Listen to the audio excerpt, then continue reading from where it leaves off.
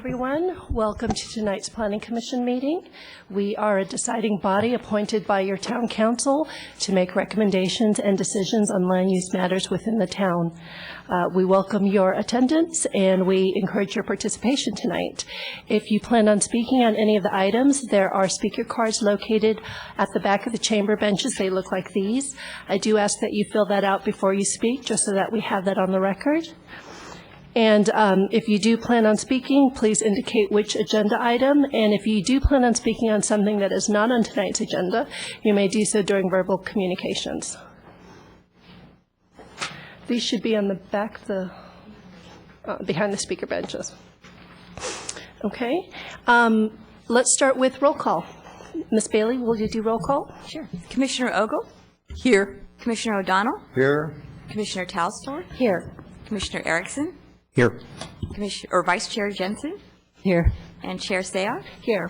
And Commissioner Bourgeois has an excused absence. Okay. And Commissioner Vice Chair Jensen, will you please lead us in tonight's Pledge of Allegiance? I pledge allegiance to the flag of the United States of America and to the republic for which it stands, one nation, under God, indivisible, with liberty and justice for all. Okay, the last time we met, commissioners, was on March 9th. In our staff report, we have a draft of the summary, a draft summary minutes of that meeting. Do I have any questions or comments? If not, can I get a motion for approval? Commissioner Jensen? Move approval of the minutes for March 9th. Do I have a second? Commissioner Telesfor? I second that Okay. motion with Commissioner O'Donnell's voice. All those in favor, say aye. Aye. All those opposed? The minutes pass 6-0 with Commissioner Bourgeois absent. So, written communications, we do have, I believe we have one desk item for item number 2. We also have something for an upcoming meeting on May 11th. So if you have not had a chance to look at item number 2, and right before we start on that item, if you need a couple of minutes or seconds, just grab my attention. Requested continuances, we have none for tonight, and we are now at subcommittee reports. In addition to serving on the Planning Commission, all of the commissioners here serve on at least one other subcommittee.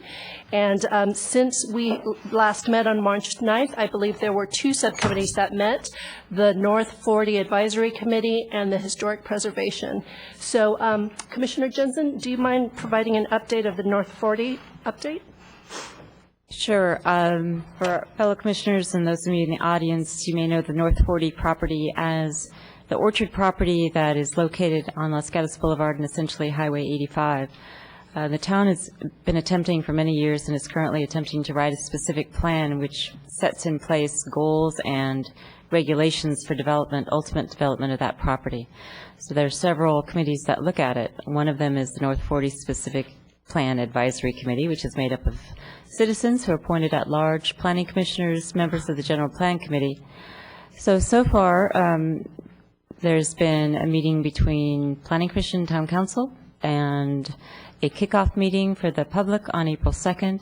And then we had a meeting just this past week on Thursday with the North 40 Specific Advisory Committee to review what happened at the Town Council and Planning Commission meeting and what happened and the input we got from citizens from the April 2nd meeting. And essentially we went over items that had been learned from each of those, discussed what those meant.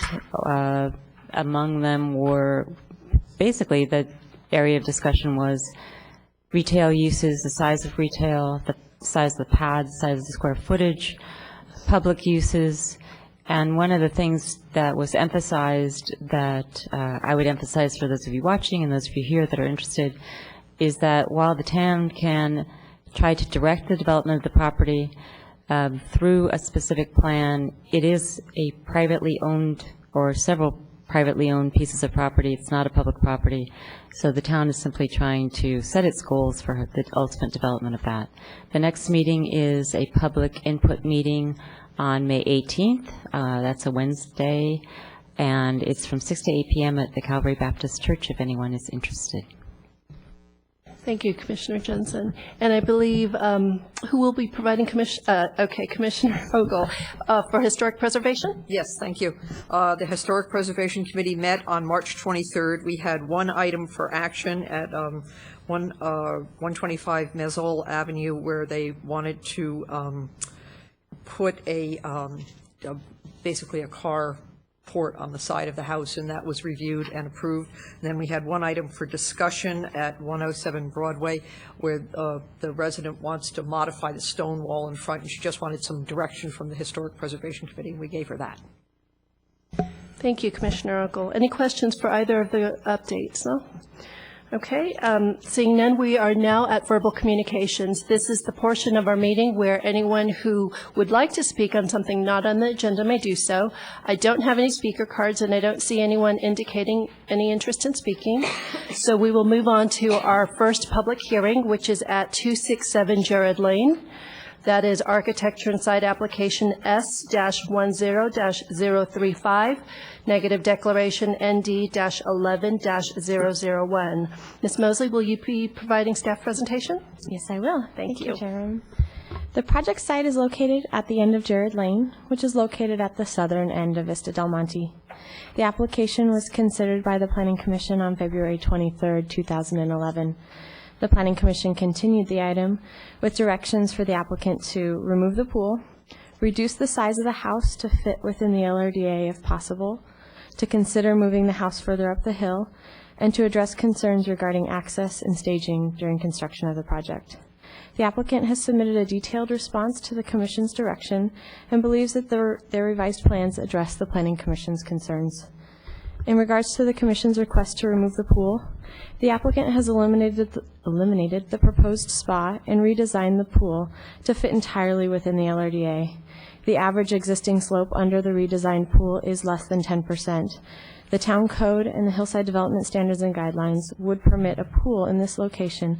With the approval of a building permit, no discretionary review would be required. In regards to the Commission's request to reduce the size of the house to fit within the LRDA if possible, the applicant has reduced the encroachments into the LRDA down to less than 30 square feet. In addition, the applicant has also reduced the FAR from 5,335 square feet to 4,421 square feet, since nearly 900 square feet of the lower level meets the definition of a cellar. As a result, the exceptions to the maximum cut allowed by the Hillside Development Standards and Guidelines have been significantly reduced. The proposed plan no longer includes any exceptions to the maximum fill, and the only area of cut beyond the 8 feet allowed for the house is in a small corner of the garage. In regards to the Commission's request to consider moving the house further up the hill, the applicant has shifted the house slightly and angled it away from Mr. Rudolph's property as much as possible, while still trying to keep the residents from within the LRDA and provide the required turnaround and backup distance from the garage. The applicant studied several other options for the locations of the house and required turnaround. The revised letter of justification includes this analysis and concludes that the house is situated in the best location to provide the required turnaround while reducing privacy impacts as best as possible. Staff agrees with this conclusion. Finally, in regards to the Commission's request to address concerns regarding access and staging during construction, the applicant has prepared a preliminary construction management plan that will be further refined during the building and grading permit process. In addition, several conditions have been included to more clearly define the required elements of the construction management plan. In summary, while the proposed residence still has 2 small areas outside the LRDA, the encroachments have been significantly reduced. In addition, the exceptions to the maximum cut and fill have been almost eliminated, with the exception of a small corner of the garage, due to the applicant's attempt to step the house with the hillside while developing on a fairly flat pad created by the existing driveway and turnaround. Other than these 2 exceptions, the house is in compliance with the Hillside Development Standards and Guidelines, and staff recommends the Planning Commission approve the architecture and site application, subject to the modified conditions included in Exhibit 17. Thank you, Ms. Mosley. Commissioners, any questions of Ms. Mosley? Okay. I will go ahead and call up the applicant. I do have 2 speaker cards, one for the applicant and the property owner. So you have 5 minutes cumulative. So it's up to you how you decide to divvy up your time. Okay. Good evening. My name is Steve Milligan. My wife and I retained the services of Tom Sloan and explicitly set forth the following new home design parameters. 1, comply with the hillside standards and guidelines. 2, retain the natural topography of the property. 3, minimize any environmental impact. 4, respect our neighbors and fellow property owners. And 5, build a home that will satisfy our needs. We were unable to attend the previous Planning Commission meeting. We have, however, very carefully studied and considered the issues raised by the Commission at that meeting as follows. 1, consider moving the house further up the hill. 2, reduce the size of the house to fit within the LRDA. 3, remove the pool. And 4, address road access and staging during construction. I would like to address each one of these issues. Moving the house further up the hill. Slide 1 illustrates that the house, as it is now submitted, minimizes the driveway surface area, limiting site impact. We have actively explored relocating the house 30 feet further up the hill and determined it is not a viable option. The driveway and fire department turnaround will need to be relocated further up the hill, causing it not to conform to the natural grades of the lot, resulting in ground fill requirements greater than 3 feet in excess of hillside standards. Relocating the fire truck turnaround further up the hill, such that it does conform to hillside standards, actually requires us to relocate the house further down the hill. We do not believe it is a viable option and one that is consistent with the issues raised by the Commission. Moving the house even further up the hill is impractical and results in significantly greater environmental impacts by building on non-paved land, including the removal of the most beautiful majestic oak tree on the property. Please see slide 3. In fact, relocating to this point in the hill would require significant cut with retaining walls exceeding hillside standards. Reducing the size of the house. We have redesigned the house and significantly reduced the encroachments into the LRDA.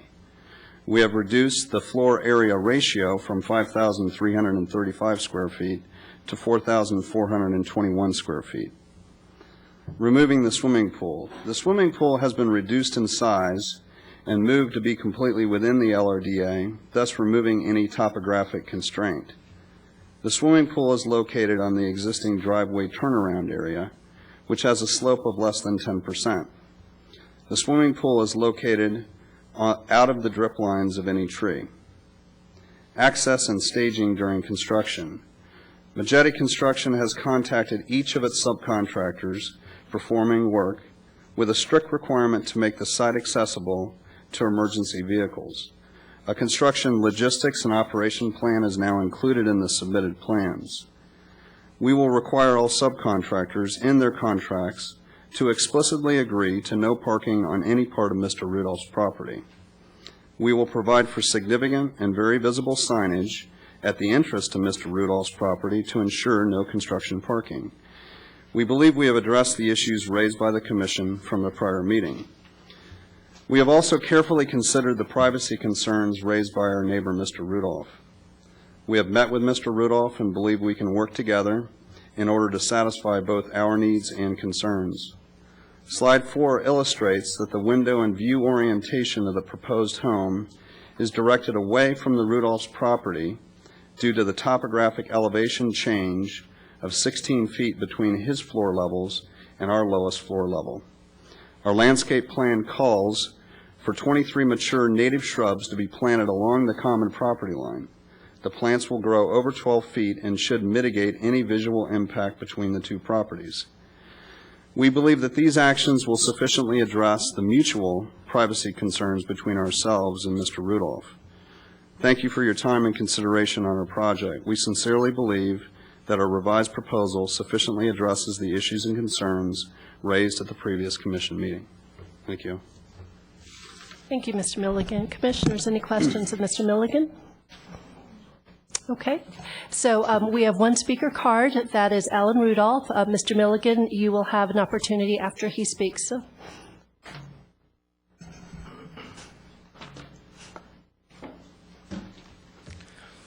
Hi, Alan Rudolph, 258 Jared Lane.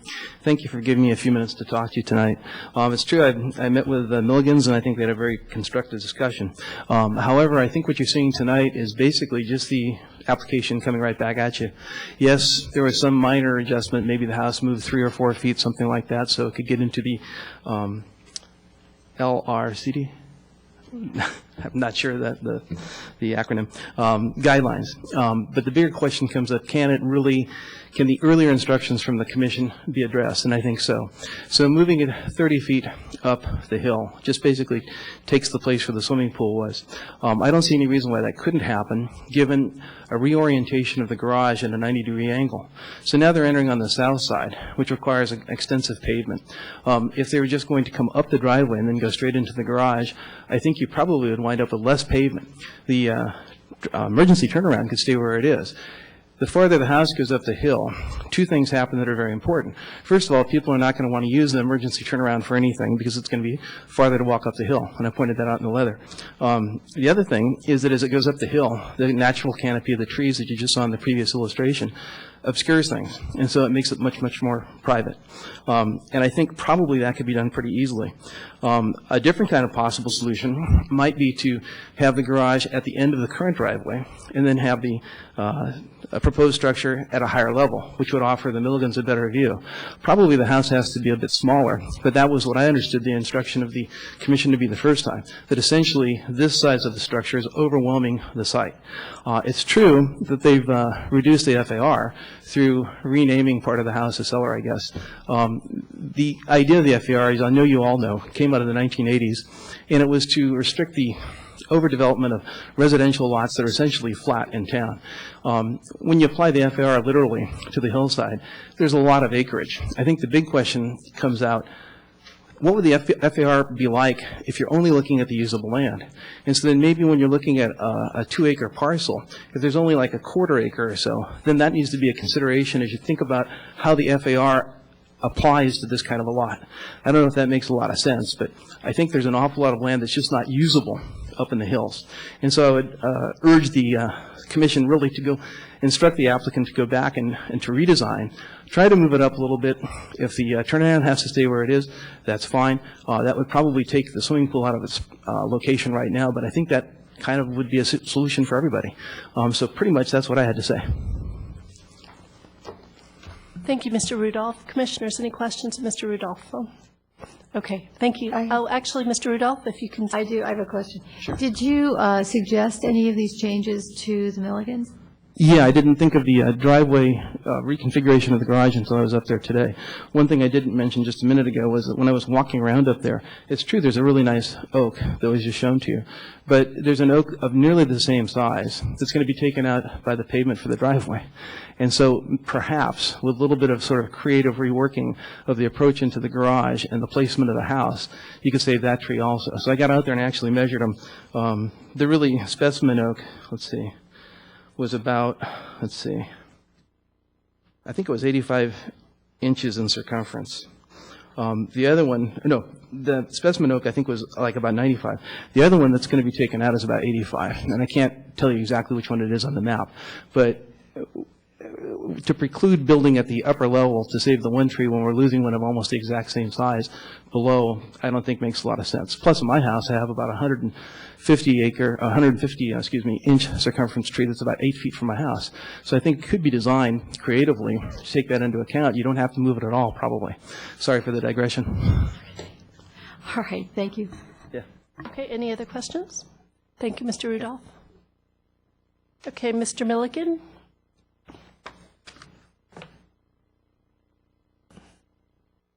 Actually, will it be Mr. Milligan or Mr. Sloan? You'll have 3 minutes to rebut. We may share that 3 minutes, Okay. too, if it's possible. Okay. If you could just identify yourself for the record. My name is Tom Sloan. I'm the project's architect. I wanted to comment on the oak tree that might possibly be removed because of the driveway. The arborist has reviewed the removal of the trees that we have proposed, and all the trees that we have proposed for removal are deemed as, in the low category. There's no good or better trees that are being removed.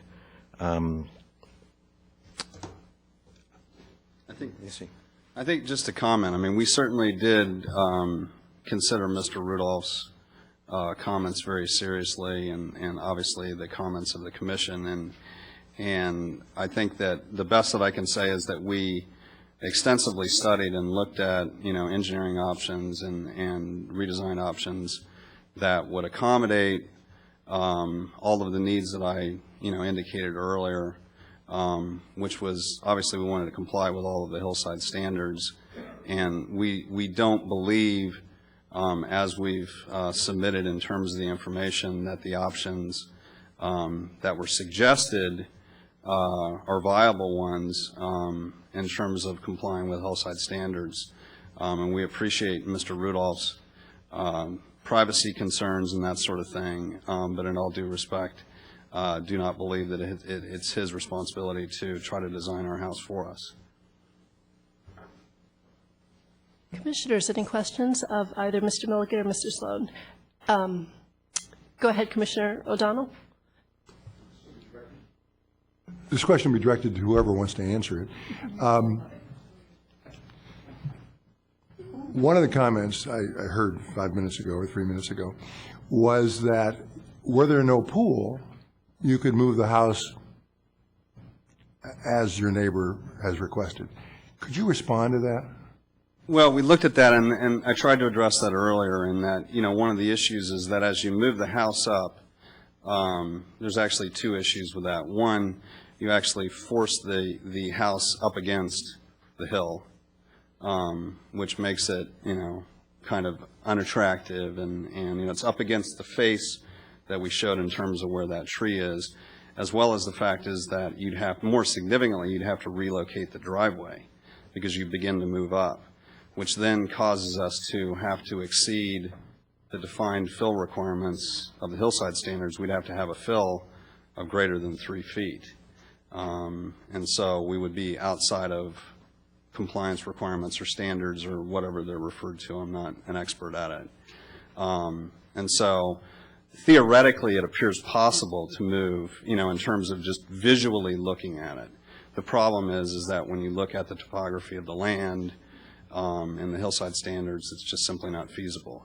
And then the other alternative is where we would actually have to move the hammerhead, the fire turnaround thing, so that it would comply with standards, which actually then requires us to have to shift the house downward, which then defeats the whole purpose of moving the house up 30 feet to try to, eliminate the privacy concerns. And so what we tried to do was, in order to balance all of that, obviously we're very sensitive for ourselves, frankly, as well as for Mr. Rudolph in terms of the privacy, and that's why we want to, make sure that we've got the right landscaping plans that would basically eliminate any visual impact of Mr. Rudolph to be able to see our house. Okay. Good. Commissioners, any other questions? Okay, thank you. Would I be able to add something, I think, that might make things a little more clear? Mr. Sloan, hold on. Commissioner O'Donnell, would that be helpful? Would you like more information? You never know, so go ahead. Okay. The first thing you're trying to do on this site is, in a very difficult site, we don't have a lot of flat land to work with. So what we're trying to do is create that flat land to park on and for the emergency vehicle turnaround. Exploring just how do I lay a driveway up on this site and make it work for the emergency vehicle turnaround. There's really only two areas that we identified to make that work, and that is the area at the very top where the current turnaround is. We can lay it in there, and we can lay it in along the ridge where we currently have it proposed. Trying to move it into the middle, if you will, causes it raises, because it has to remain flat and level, so we end up creating large cuts and fills that are not appropriate and are not being within the hillside design guidelines. So that's in essence why it is what it is. And actually, Mr. Sloan, I do have a question for you myself. Okay. One of the directives that we had given to you at the last meeting was to reduce the size of the house. And you have done it by 914. However, could you just walk me through how did you reduce it? Did you just reclassify it as basement, or did you actually cut square footage? We cut square footage. I don't know if you can compare the two designs here, but there was at the south side of the building, there was a large encroachment into the LRD at that point. That area is what we lopped off, if you will, and condensed it within, and as a result, there was basement and cellars studied at that point, and we were able to use that to reduce the square footage as well. But we did chop real square feet out of the house, and we also moved the house, so it's not in its current location. So I'd just like to add, because I want to make sure that this has kind of been full and free disclosure. I don't know what the exact square footage was, but certainly a portion of the house, we realized subsequent, I believe, that it was qualified as cellar. And so that did reduce the stated amount of square footage of the house. Now, I think the important part of that is that it speaks to the way that we've tried to use the contour of the property, that it actually fits into the land in such a way that it, minimizes topographical impact and all of that stuff. And I believe, although I'm certainly out of my league because I'm not an expert, that that's part of the purpose of why cellar, as it's classified, can be excluded, because in effect, I believe you're encouraged to do that, if I'm stating that correctly. So that did, but I think it also reinforces the way that we've tried to utilize the property in a way that minimizes the impact to the topography and environmental impacts and all of that stuff. Okay? Thank you. You're welcome. Okay, I think I had the last question, so I will close the public input portion of tonight's meeting. And commissioners, do you have any questions of staff well, let's start with that. Commissioner Erickson? So, question for staff, just to clarify, to be sure I understand correctly. So the question raised by Mr. Rudolph about only using the usable land when calculating the FAR, my read of the guidelines would suggest that's not what we're supposed to do. And if my understanding is correctly, could you tell me, have there been other precedents where that conceptually has been used in a situation before, even though the guidelines might not explicitly direct that?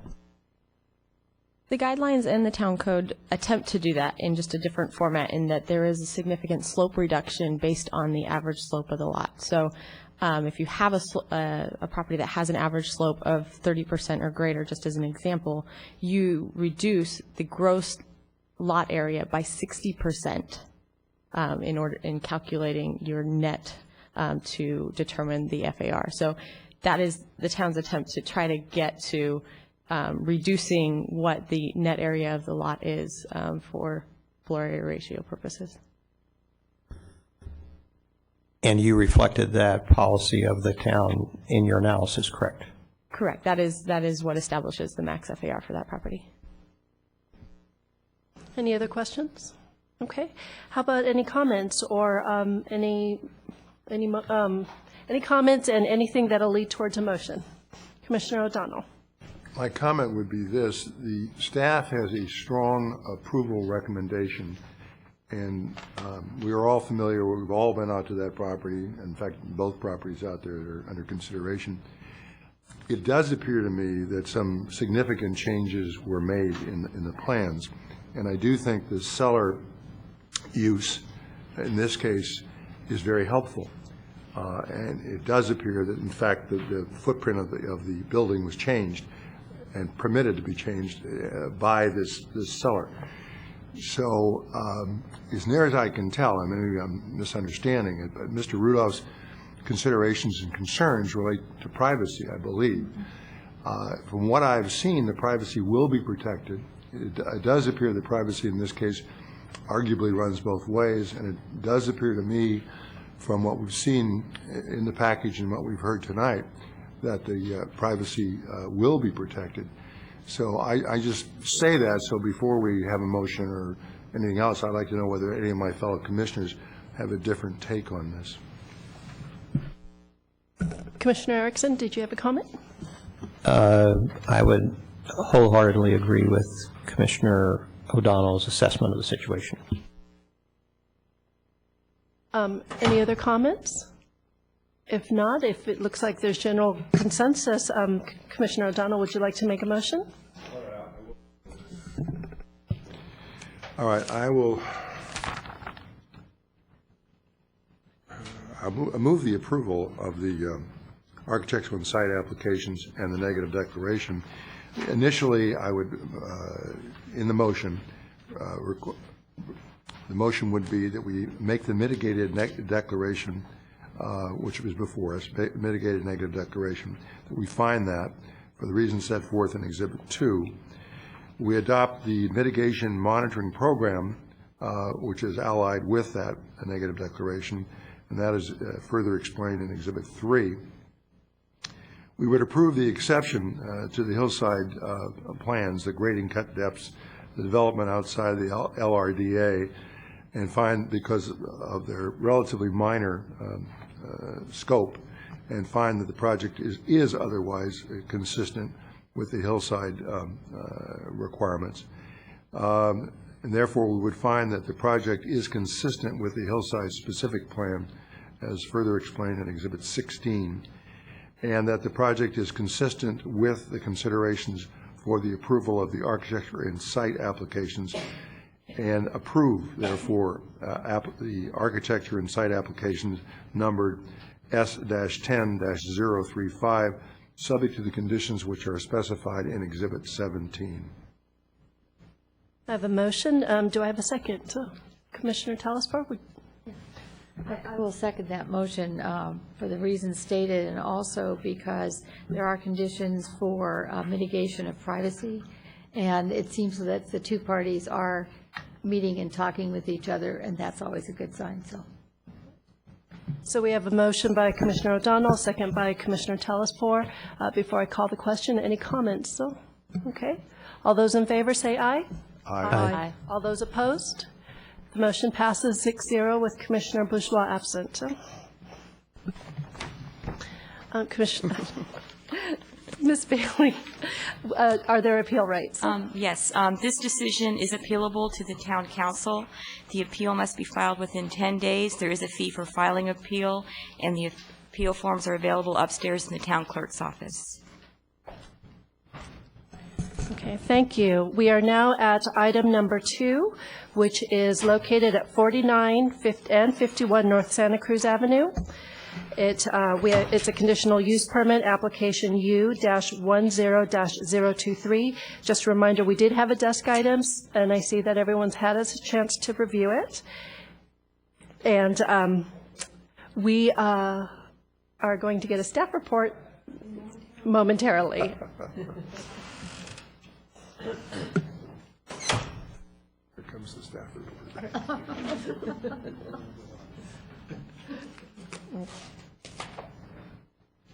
Good evening, Ms. Savage. Good evening, Chair, Commissioners. There is a desk item that contains a public comment and a petition with signatures of support for the project. The applicant's restaurant, Gardino's, currently occupies the restaurant space at 51 North Santa Cruz Avenue and is proposing to expand into 49 North Santa Cruz Avenue.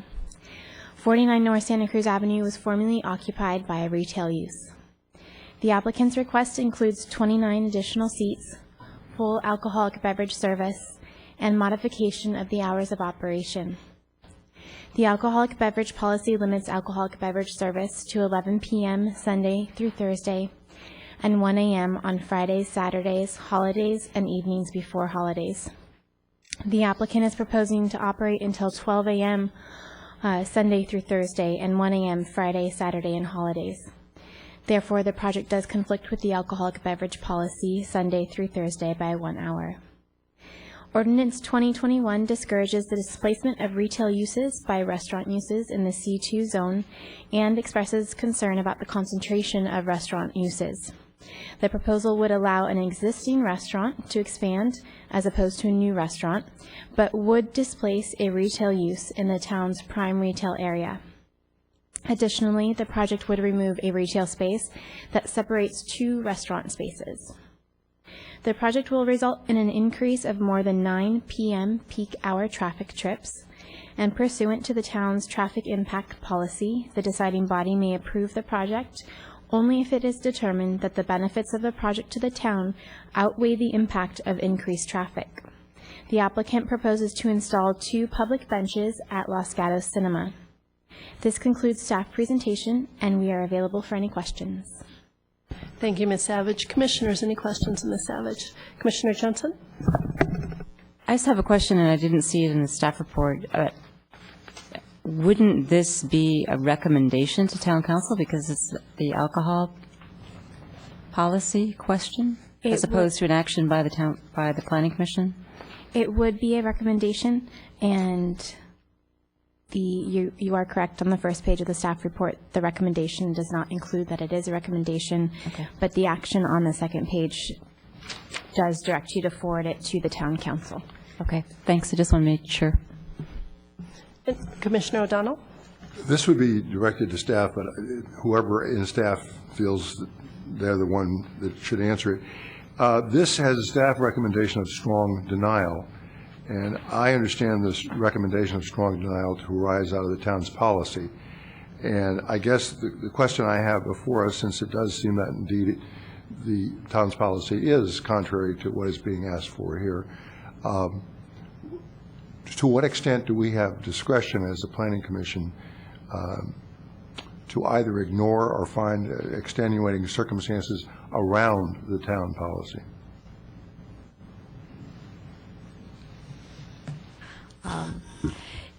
As you said, that this based on the town policy, staff cannot support the proposal.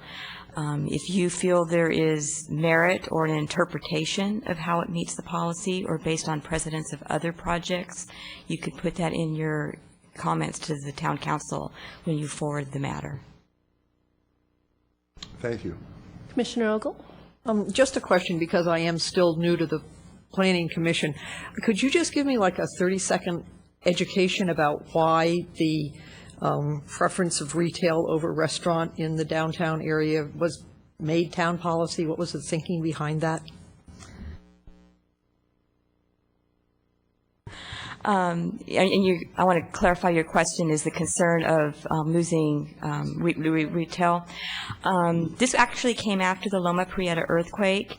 The town was concerned that a lot of the uses on the ground floor would be converted to office space and that we would lose the vitality of the downtown area.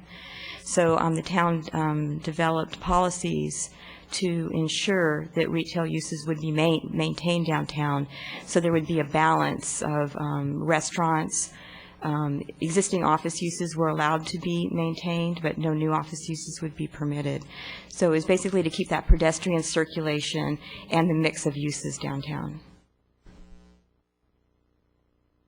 Commissioner Johnson? Can I just add to Ms. Bailey, and you can correct me if I'm wrong because I was on the Planning Commission at the time, but it's not necessarily to choose retail over restaurant. It was to try to preserve existing retail, and it was definitely to keep office use off of the first floor of the many two-story buildings in the downtown. But it did not express a preference for retail over restaurant. There came a time when it was about nail salons, but it's not anymore. So I think that's a short history of why it's the way it is. And actually, I do have a question of staff on the alcohol beverage policy. One of the requests is to extend the hours of operation, and that's also one of the areas where staff analysis found a conflict. Now, it says that requirement number 4 basically said new CUP applications shall not be allowed after 11. But because it's an existing restaurant, is there Is there a way we can delineate between the two? So this is a new CUP, but it's not a new restaurant. And the alcoholic beverage policy says new applications for restaurants. It also has a specific clause that says existing restaurants that have operating hours outside of these limitations can maintain those hours outside of those limitations if they're in good standing. So you could take that as an area for interpretation, but it does say new applications, and this would be a new application. And just to follow up on that, do they currently have a CUP? They do. Okay. Commissioner Jensen? I know that in theory there's an entertainment policy being developed for the downtown. Would that in development entertainment policy relate at all to the application that we have in front of us, or is this strictly within alcohol policy? The entertainment policy would not apply to this. However, to clarify, the alcoholic beverage policy is also being looked at for modification, and the new alcoholic beverage policy would apply in so much that the use involves alcoholic beverage service. Commissioner O'Donnell. The discussion we have heard concerning why this policy came into existence is very helpful. But is it fair to say that the language does, I mean, it would be very simple, I think, to draft a policy that says we don't want offices expanding, or we don't want the office use. We would like to have retail and or restaurant and or whatever. But if I understand the policy as drafted or as in effect now, it doesn't say that. It basically says we don't want you replacing retail with non-retail. Is that correct? The policy actually, it discourages the displacement of retail with restaurant uses, and it states that it allows the deciding body to evaluate applications for restaurant use or for uses into existing retail uses. So in that regard, no, it does not say you cannot put a restaurant use in a retail use. It provides the deciding body the opportunity to do a careful evaluation of applications for restaurant into retail space. So the deciding body here will be the council, is that correct? Correct. Thank you. Any other questions? Okay, I'll go ahead and call the applicant. We'll begin our public input portion. I have a speaker card for Greg Case, is that it? Yes, and I was handed, I think, 5 more cards. Okay. Thank you. You have 5 minutes, Mr. Case.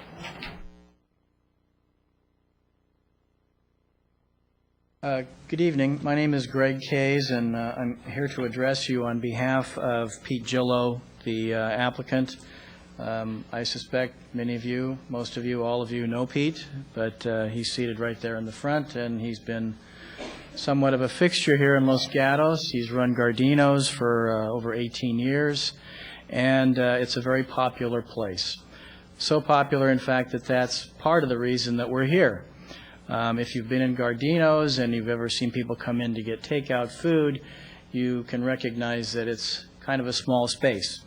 And what this expansion will allow is not only more seats, but it will allow a defined waiting area that the restaurant currently does not have. And it will allow a defined pickup food area that the restaurant currently does not have. This is going to make it a much better experience for the patrons. They won't feel so cramped and pushed on. It will be better for foot traffic because now on crowded nights, people have to wait outside.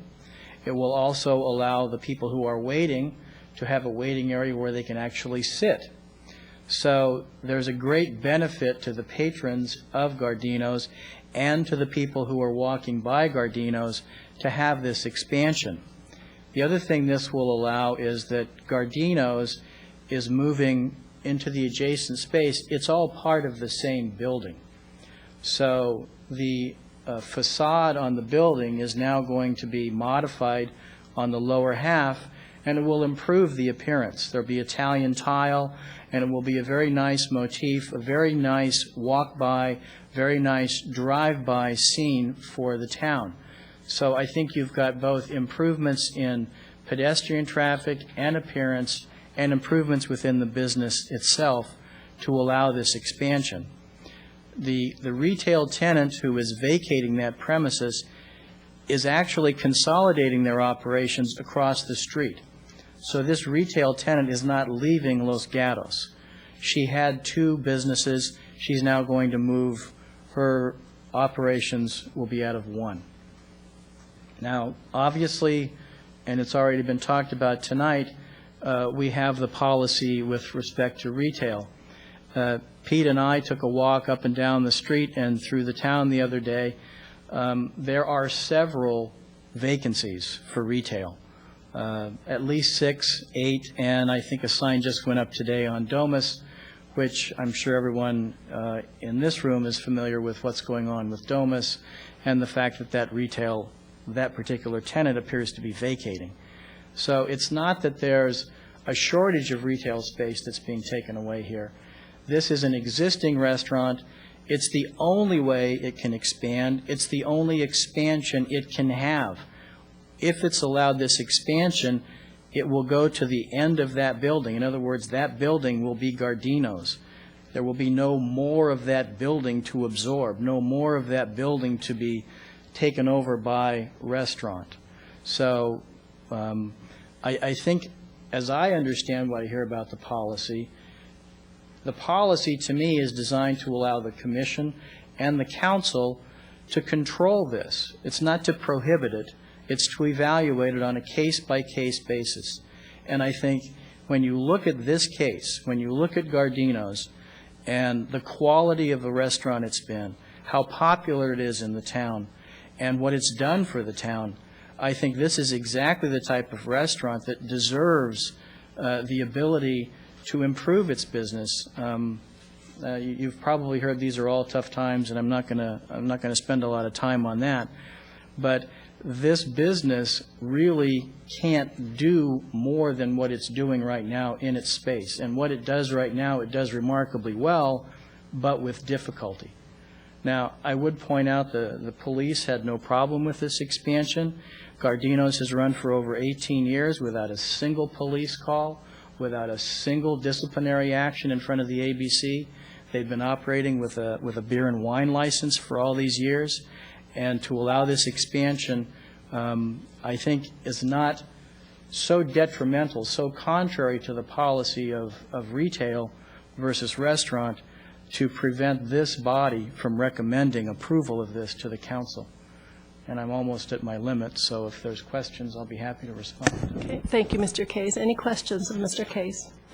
Okay, so we have several speaker cards. After everyone has spoken, you have 3 minutes to come back and make closing comments. So, okay, we have several cards now. Each of you will have 3 minutes to speak. When you get to the podium, if you could just state your name and address as you get there.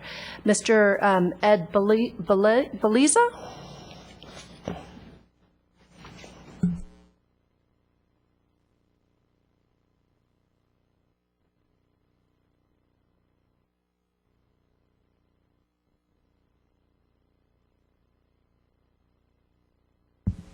Yeah, hi. I'm Ed Beleza.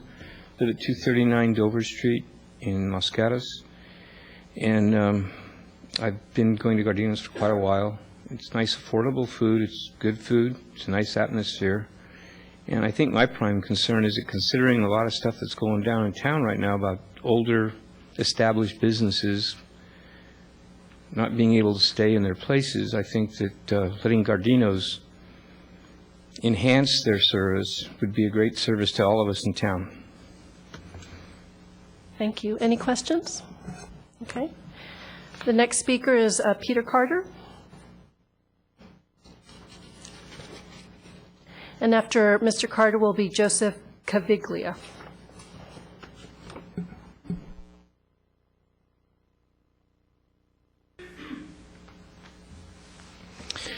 Thank you, Planning Commissioners. Came down to speak on behalf of Gardino's because I've been a customer of Gardino's for so many years, and they are one of the truly wonderful businesses in this town. And in addition to the fact that they provide a very local environment with 100% local owners and 100% local employees, it's a restaurant that people go to every week. It's extremely affordable, and the economics of restaurants are changing to the extent that you just can't survive in the restaurant business with as few tables as they have. So their expansion brings them up to a reasonable size, allows them to continue after 2 decades. There's no, as a board member of Jazz, there's no restaurant that's more supportive. There's no, as a board member of the Police Foundation, I can say there's no restaurant more supportive of our annual fundraiser.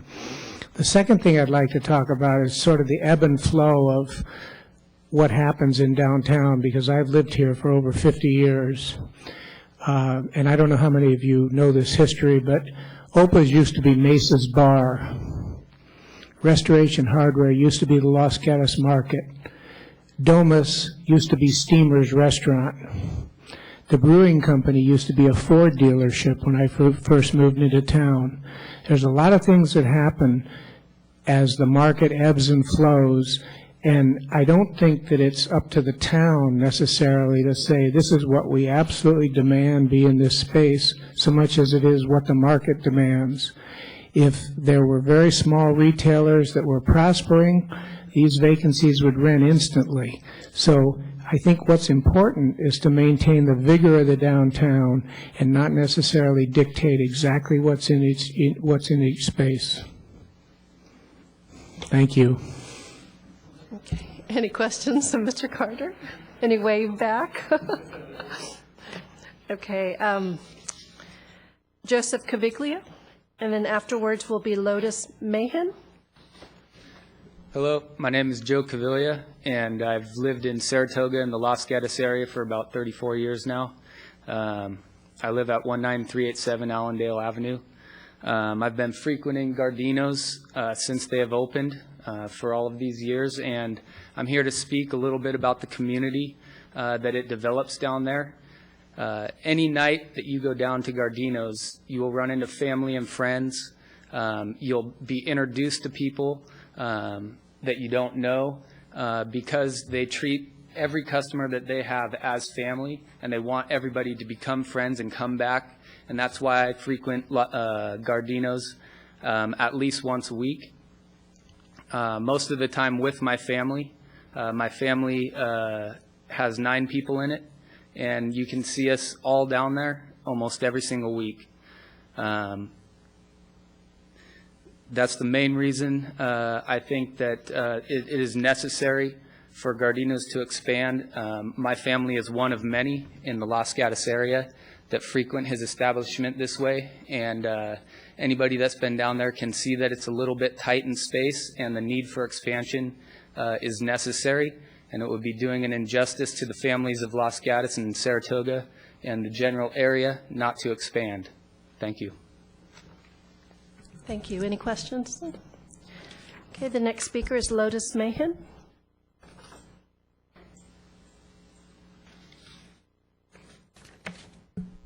Hi, I'm Dr. Lotus Mahan. I'm a dentist.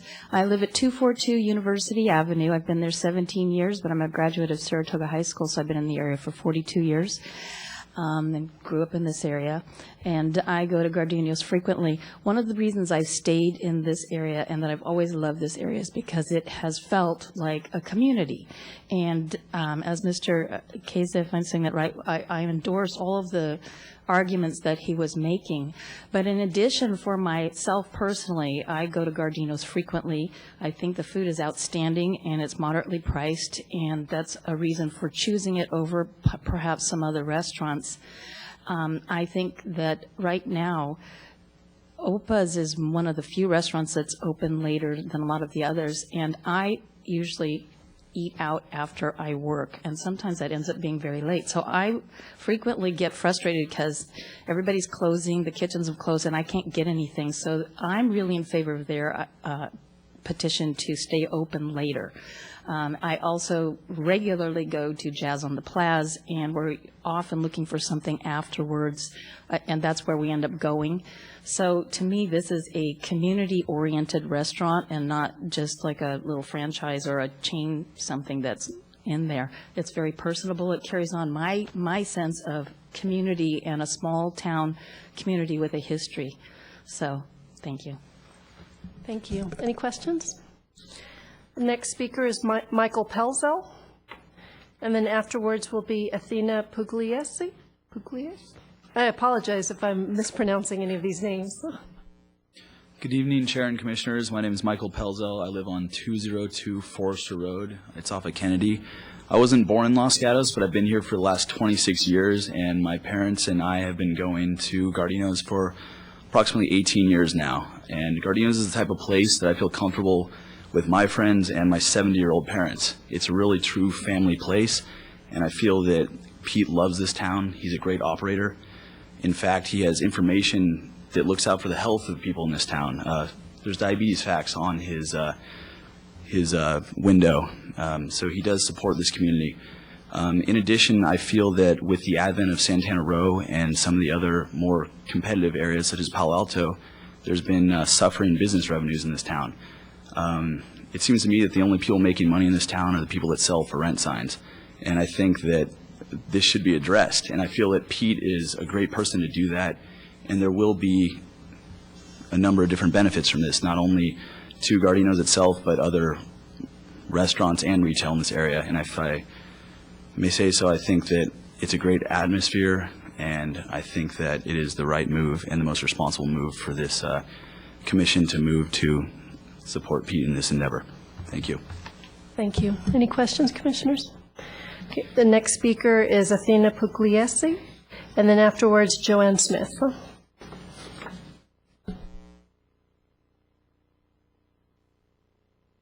Hi, I'm Athena Charnas Pugliese, and I also am in favor of Gardino's. I am hostess at Opa Restaurant, and we would welcome the camaraderie as having another wonderful Mediterranean restaurant in the area. If I can't get Greek food, that Italian is second right on my list. And like the other speaker had mentioned about Santana Row, so many people go to Santana Row because there's nothing else to do in Los Gatos past a certain time. And how wonderful it would be for us to keep the revenue right here in our town. How lucky we are that Gardino's wants to expand into that space. I'm tired of having new stores open up that I could go to Valley Fair. I wanted to stay in Los Gatos because of that hometown feel. You're supporting everybody that lives here, and I think that's the beauty of it. We all support each other, and we want to keep that hometown feel right where we are lucky enough to have it. Thank you. Any questions? Thank you. And Joanne Smith.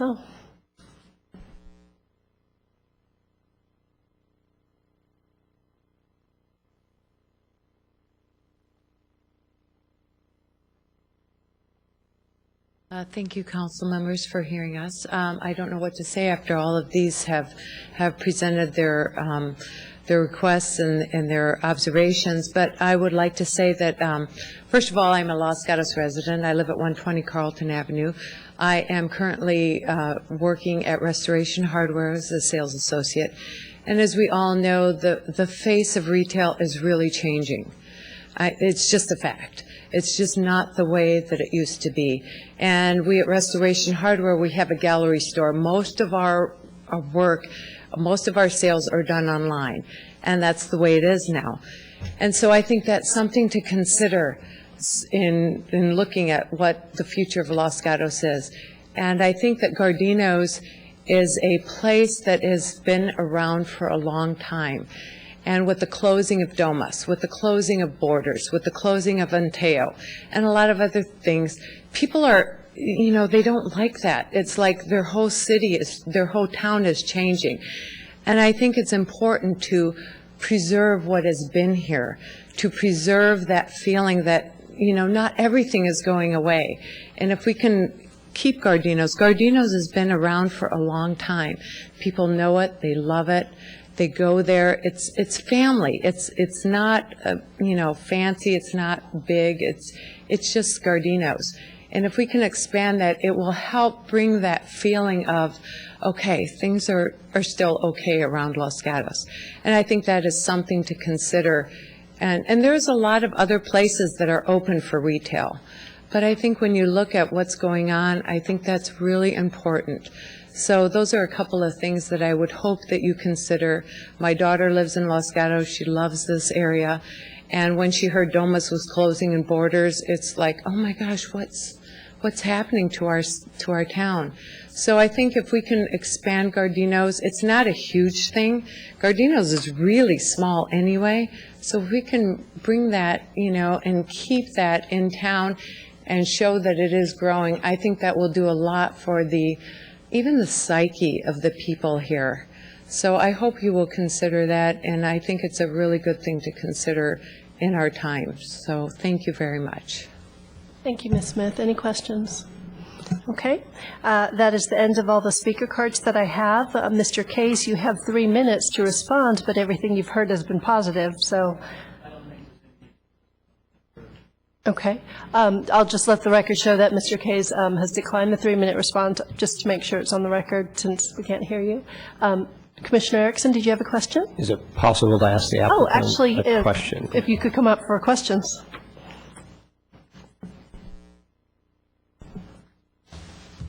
Yes. Is it critical for the alcohol beverage service to go to midnight, Sunday through Thursday, as opposed to stop at 11 p.m., which is where one would be out of conformance with the alcohol beverage policy? Critical. I wouldn't say it's critical. I would say it's important. And I'm not sure exactly how you're defining the word critical, but this is something that Pete gave a lot of thought to. It's something that I think when he sees his business, when he hears requests from his patrons, I think it's something that he's evaluated, and I think it's very important for him to have that extra hour that he does not have now. Commissioners, any other questions? Okay, Mr. Case, thank you. Okay, so I'm going to close the public input portion of this hearing. And Commissioners, do you have any questions of staff? Commissioner O'Donnell.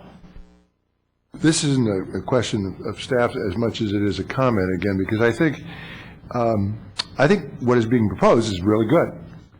I think it would be a wonderful thing. I think it would be good for the town. But ultimately, since we don't make the decision, I would like to get some guidance from the town council too, because we have a policy that seems to be observed in the breach. We don't follow it all that often anymore, and there may be good reasons for that. But it's difficult to have a policy that we don't follow very much. Then you wonder why we have the policy.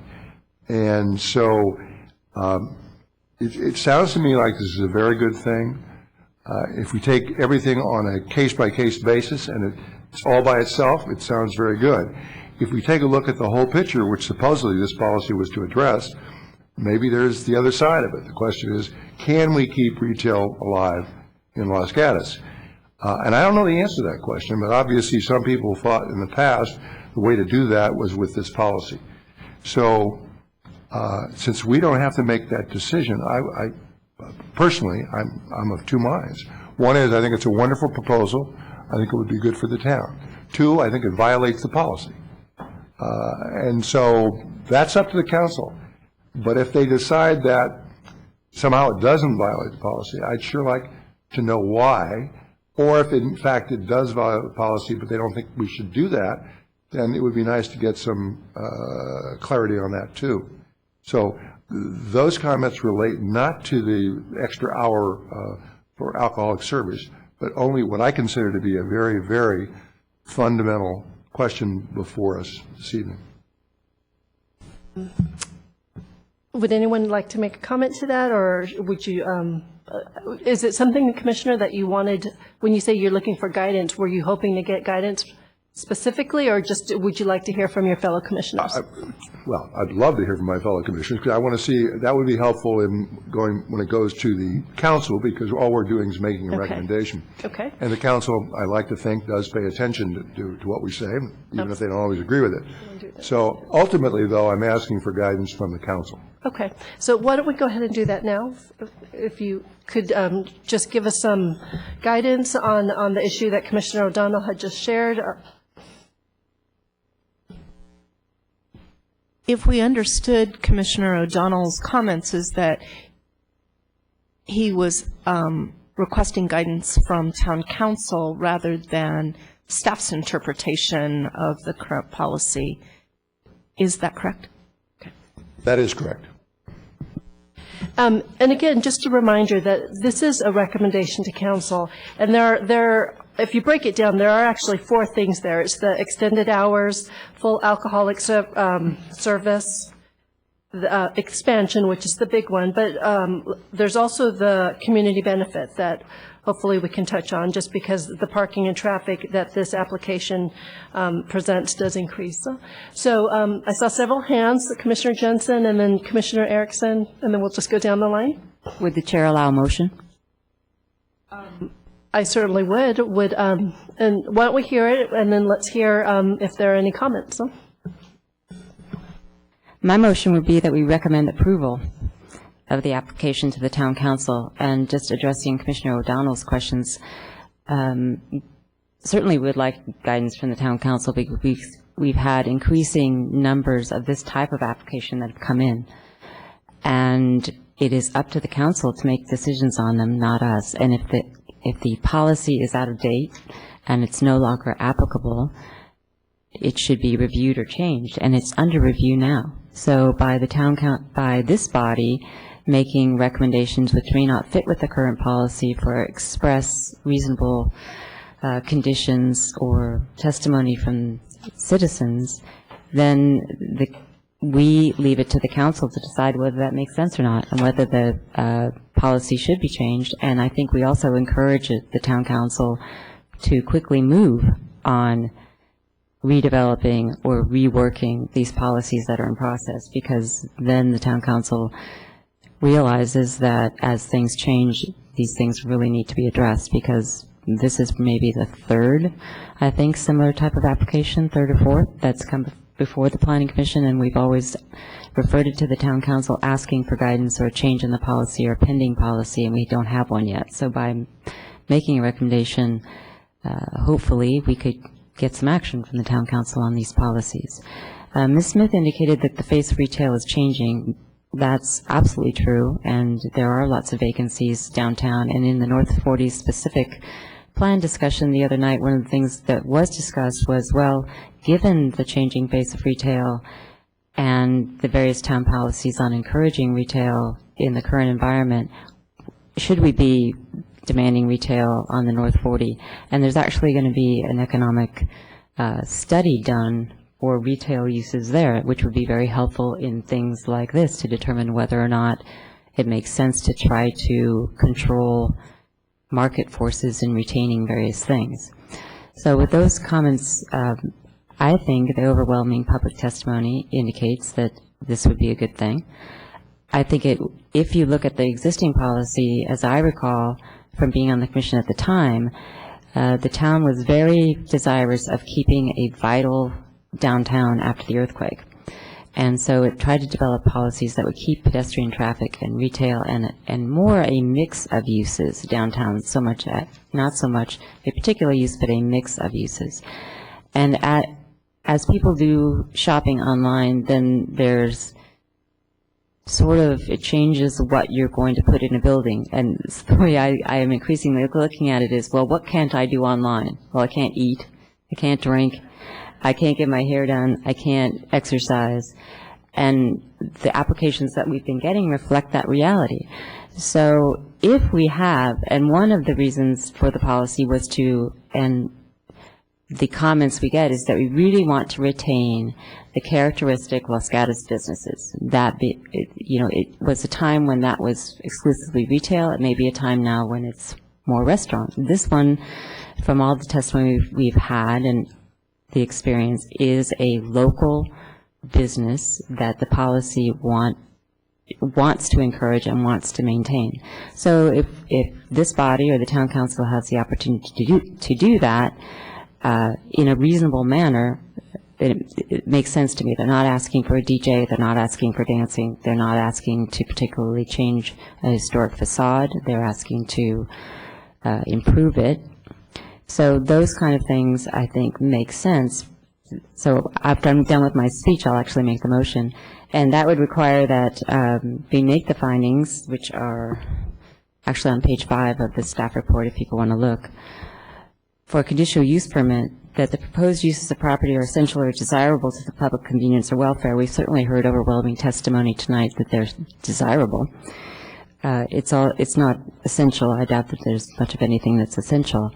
But it's certainly desirable for members of the public that have come in and talked about it. The proposed use will not impair the integrity or the character of the zone. That's where it's more questionable given the policy. But given the fact that Santa Cruz Avenue is changing and we have an existing business and we want to maintain it and improve it, I don't think that we could say, I think it's fair to say that it won't impair the integrity or character of that zone. The proposed use would not be detrimental to public health, safety, or general welfare. I don't think there's been any indication that it would be, and the police actually support this proposal, which is sort of different than other proposals involving a full alcohol license. The proposed use of the property is in harmony with the various elements and objectives of the general plan.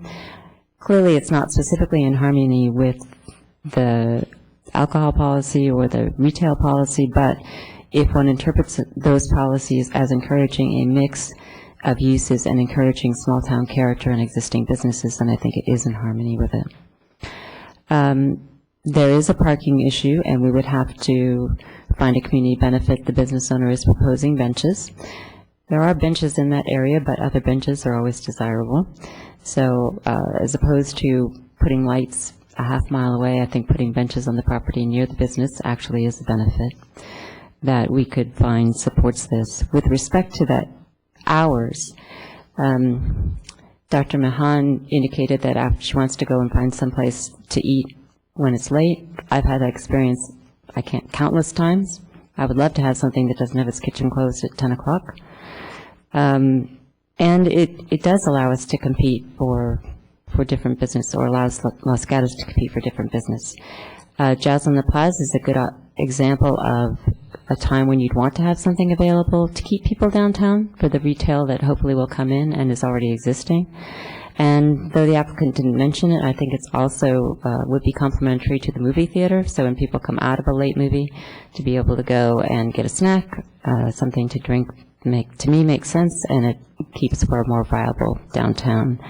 So hopefully I've addressed the findings that I need to, and so my motion is to send a recommendation to the town council, which would recommend approval of conditional use permit application U-10-023. And of course, it is ultimately up to the council whether anything I've said makes any sense, or my fellow commissioners whether they second or vote for the motion.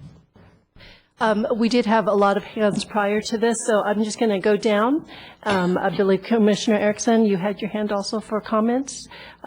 If you'd like to make a motion, if you'd like to second the motion as I'm going down, feel free to do so, but I'd like to give everyone an opportunity to share what your thoughts were. I'll second the motion so we can get that out of the way. I would only add to what Commissioner Jensen and Commissioner O'Donnell have said.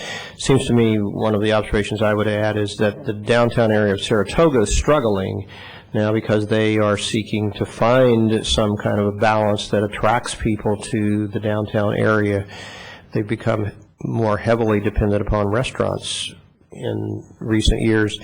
So maintaining some vigor in the downtown area is important for the town. What the right mix is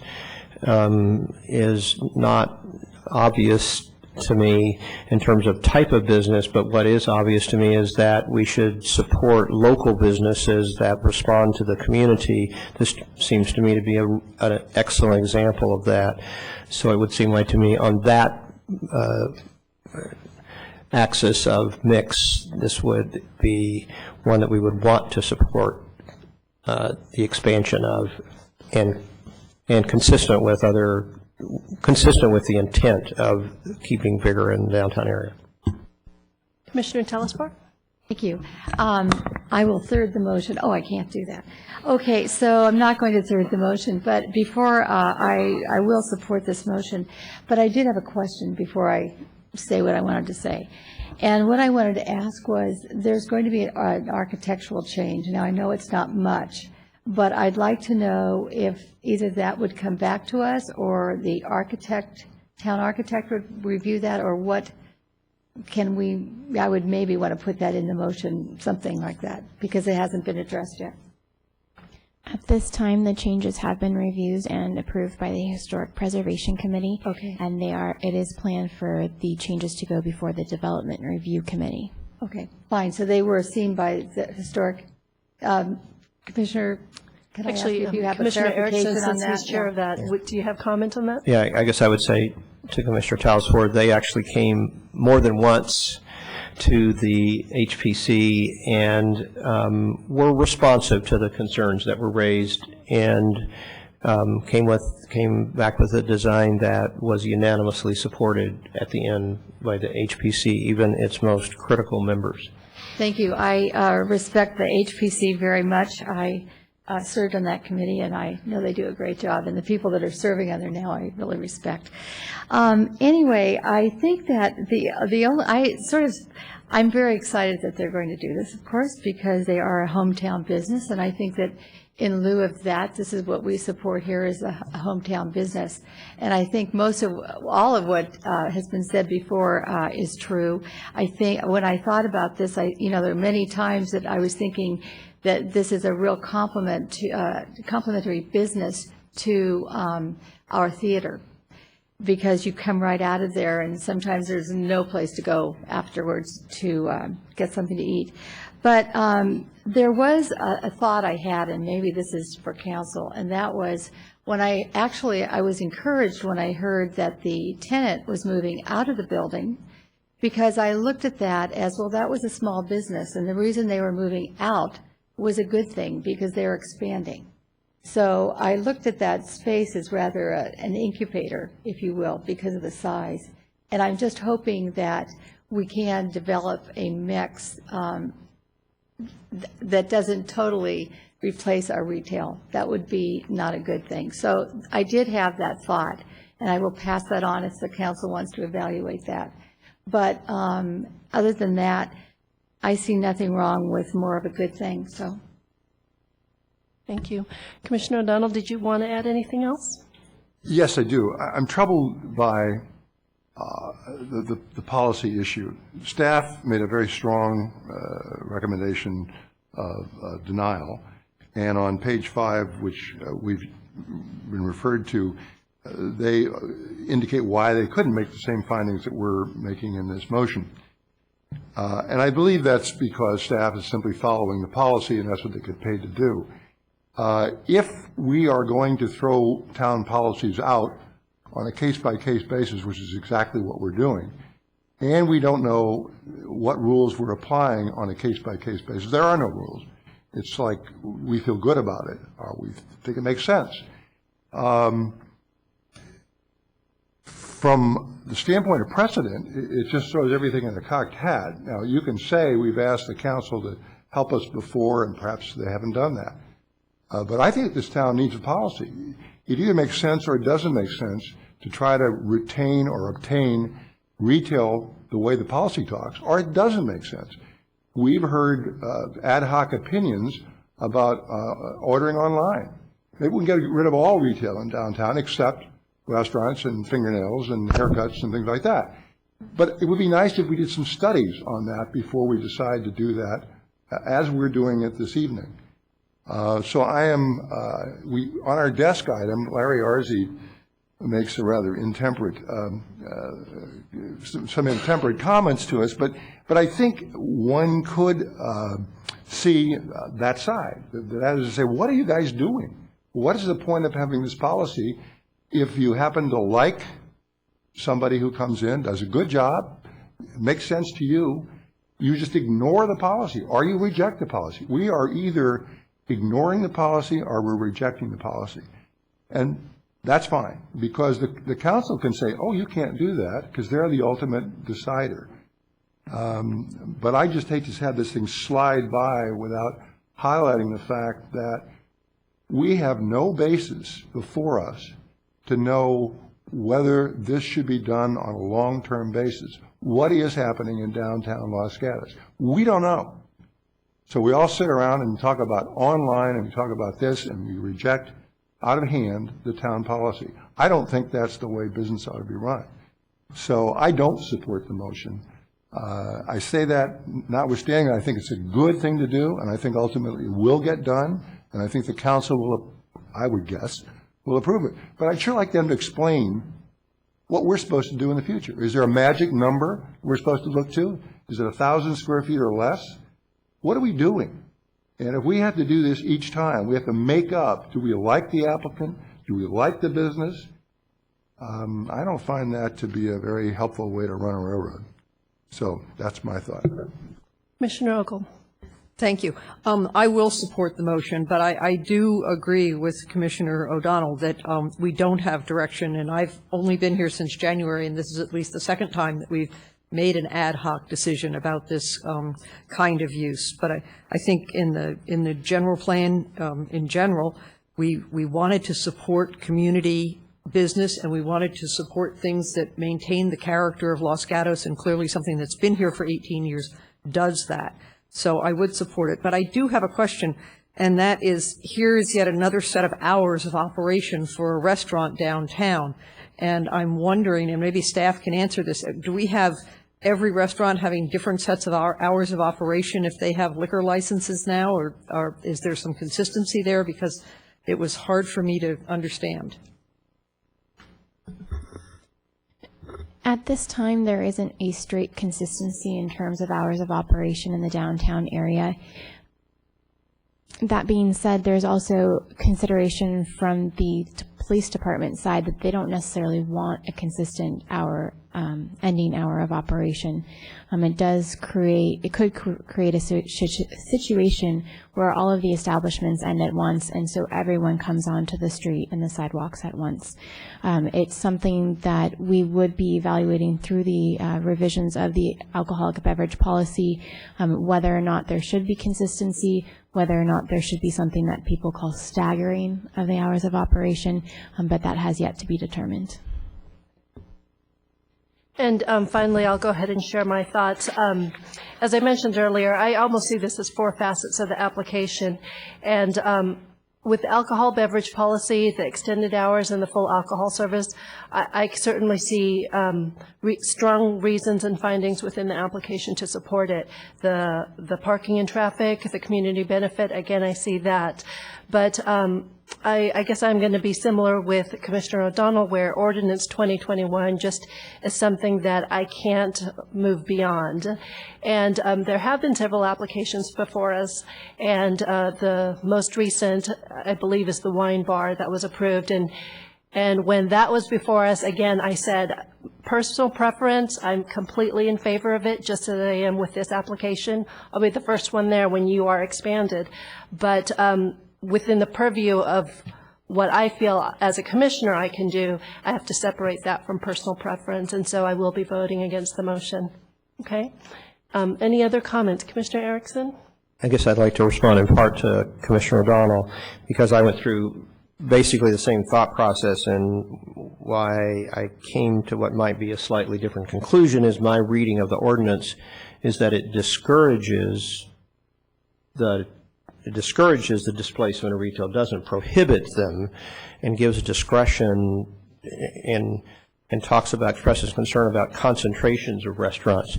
So I guess I feel differently about this particular situation, since it's not another restaurant coming into the area, it's simply expanding it, and so I can't conclude that the intent of the ordinance was to do some numerical square footage comparison of it. I absolutely share the concern about there's no context for us to make a decision. and what is the proper balance, and I guess I would want the council to help us understand that. Was the proper balance at the time that the ordinance was adopted? If that were the proper balance, then we should always, in a staff report, get a history. Are we still at that proper balance? Is there a proper balance that there is now? There's no numerical valuation in it. But I guess I do feel a bit different about this situation since it's expanding another restaurant and won't, in fact, do a greater concentration of restaurants in the area. It'll just allow one restaurant that's already in existence to have a bit more space. So I can't imagine that the intent was to do a square footage kind of allocation. So that's the difference that I see in this particular situation. If I might vote differently if it was another restaurant coming into that space. Commissioner O'Donnell? I think we should just go ahead and do this because I think I know how it's going to come out, and I think it's really important that it get to the council. But I would just say this, Commissioner Erickson, I think brings good insight to that. But the only thing I would say is if you're going to double the size of a restaurant, or think about it further, or triple the size, or quadruple the size, it's the same restaurant, right? Do you think that might have something to do with policy? So if it might, then the question is, well, when did policy get involved? And we don't know. So yes, it is the expansion of the existing building, or existing business into a retail space that the last time we had something like this before us, we said that the history is once you do that, you don't get that retail back, which may be fine. Maybe retail's dead. I don't know.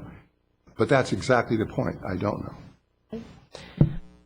Tell us more, and then I'll go ahead and call the question. Yes, and this is just really a thought, and, you know, I flippantly said it offline, and I was thinking, well, you know, maybe to maintain our retail space, if there could be a little retail of Italian ceramics, I have no idea. We would, maybe that should be included in these policies of expansion. Just a thought. I mean, what can I say? Okay, so as everyone can see, and those who are watching, hopefully this application will lead to healthy debate on what the future of downtown, the mix will be. But specific to this application, I'll call the question. We have a motion by Commissioner Jensen, a second by Commissioner Erickson, a recommendation for approval. All those in favor say aye. Aye. All those opposed say nay. Nay. So it does pass 4-2 with Commissioners Syok and O'Donnell dissenting. Thanks.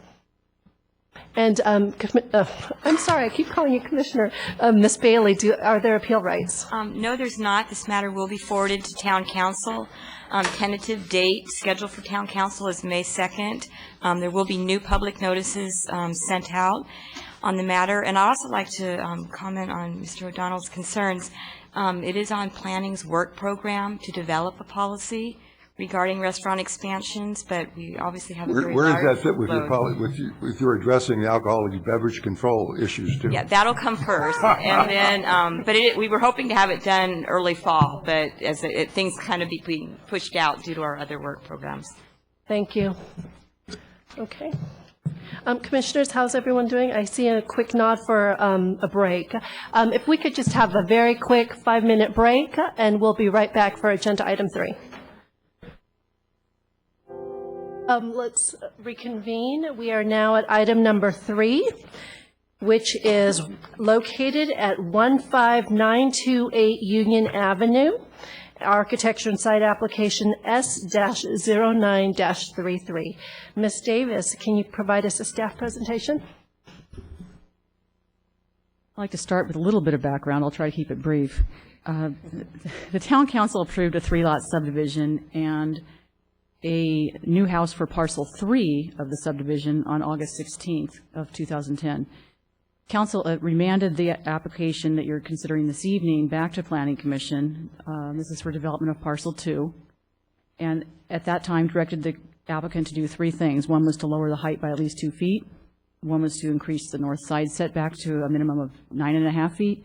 And one was to reduce the massing. The Commission considered the revised plans on December 8th, 2010. At that time, the application was denied and referred to Council. The Commission specifically wanted some direction on how to define the neighborhood. The council considered the applicant's appeal of that decision on January 31st of this year, sent the application back to the Planning Commission, did direct that you should listen to their conversation about the neighborhood, and hopefully everyone had a chance to do that. Council, in the resolution, which is attached to your staff report, stated that they felt the Planning Commission had the tools to evaluate the application, that primary one being the residential design guidelines, and to consider their discussion on neighborhood. They also referred the commission back to the original resolution from August 16th that had those three directives relative to the height, the setback, and the massing. The applicant has revised the plans to strictly adhere to those council directives. Last time we had a little discrepancy with the height. Now it is fully in compliance with that council directive. The height is now 20 feet 11 3/4 inches, so it's just under 21 feet, which is almost a 3-foot height reduction. One other thing I did want to clarify is there's two different heights quoted in the staff report. I think the 3/4 of an inch got dropped someplace on one of them. It is 20 feet 11 3/4 inches. There's one other clarification in the staff report. In the table that shows surrounding home sizes, we have data for parcel 1. That's not relevant because the applicant doesn't actually have an application in for development of parcel 1, so just disregard those numbers. Parcel 1 is really 0. There's nothing on it at this time. And when that application is filed, we'll consider that on its own merits. Environmental review was done for the subdivision. We did an initial study and negative declaration, mitigated negative declaration. Those two documents were approved by council in August of 2010, and no further analysis was required for this particular application. You'll hear from some of the neighbors that are here this evening. They still have concerns about the size of the proposed house, visual impact, blocking of views. They may have other things they'd like to discuss as well. The commission has several options. Staff is recommending approval of the application. The primary thing is to consider whether the applicant has complied with the council direction from those two resolutions. You can approve the application as proposed. You could also approve it with modifications through added conditions if you feel further changes are warranted, or it could potentially be denied. That concludes staff's presentation, and if you have any questions, I'd be happy to try to answer those. Thank you, Ms. Davis. Any questions of Ms. Davis? Commissioner Telesfor. Thank you. My question is about the height. It says in the staff report that the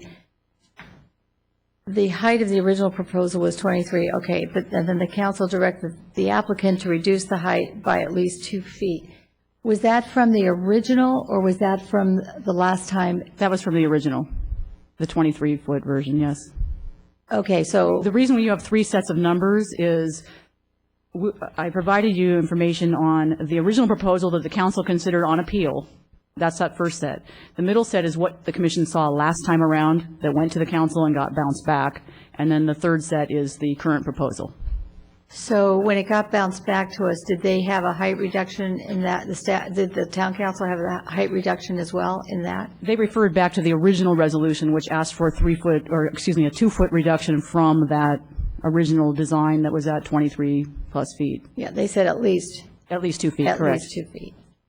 Okay. I was looking at this, and you know, I don't want to split hairs here with these inches and everything, but I'm not coming up with 2 feet when I subtract.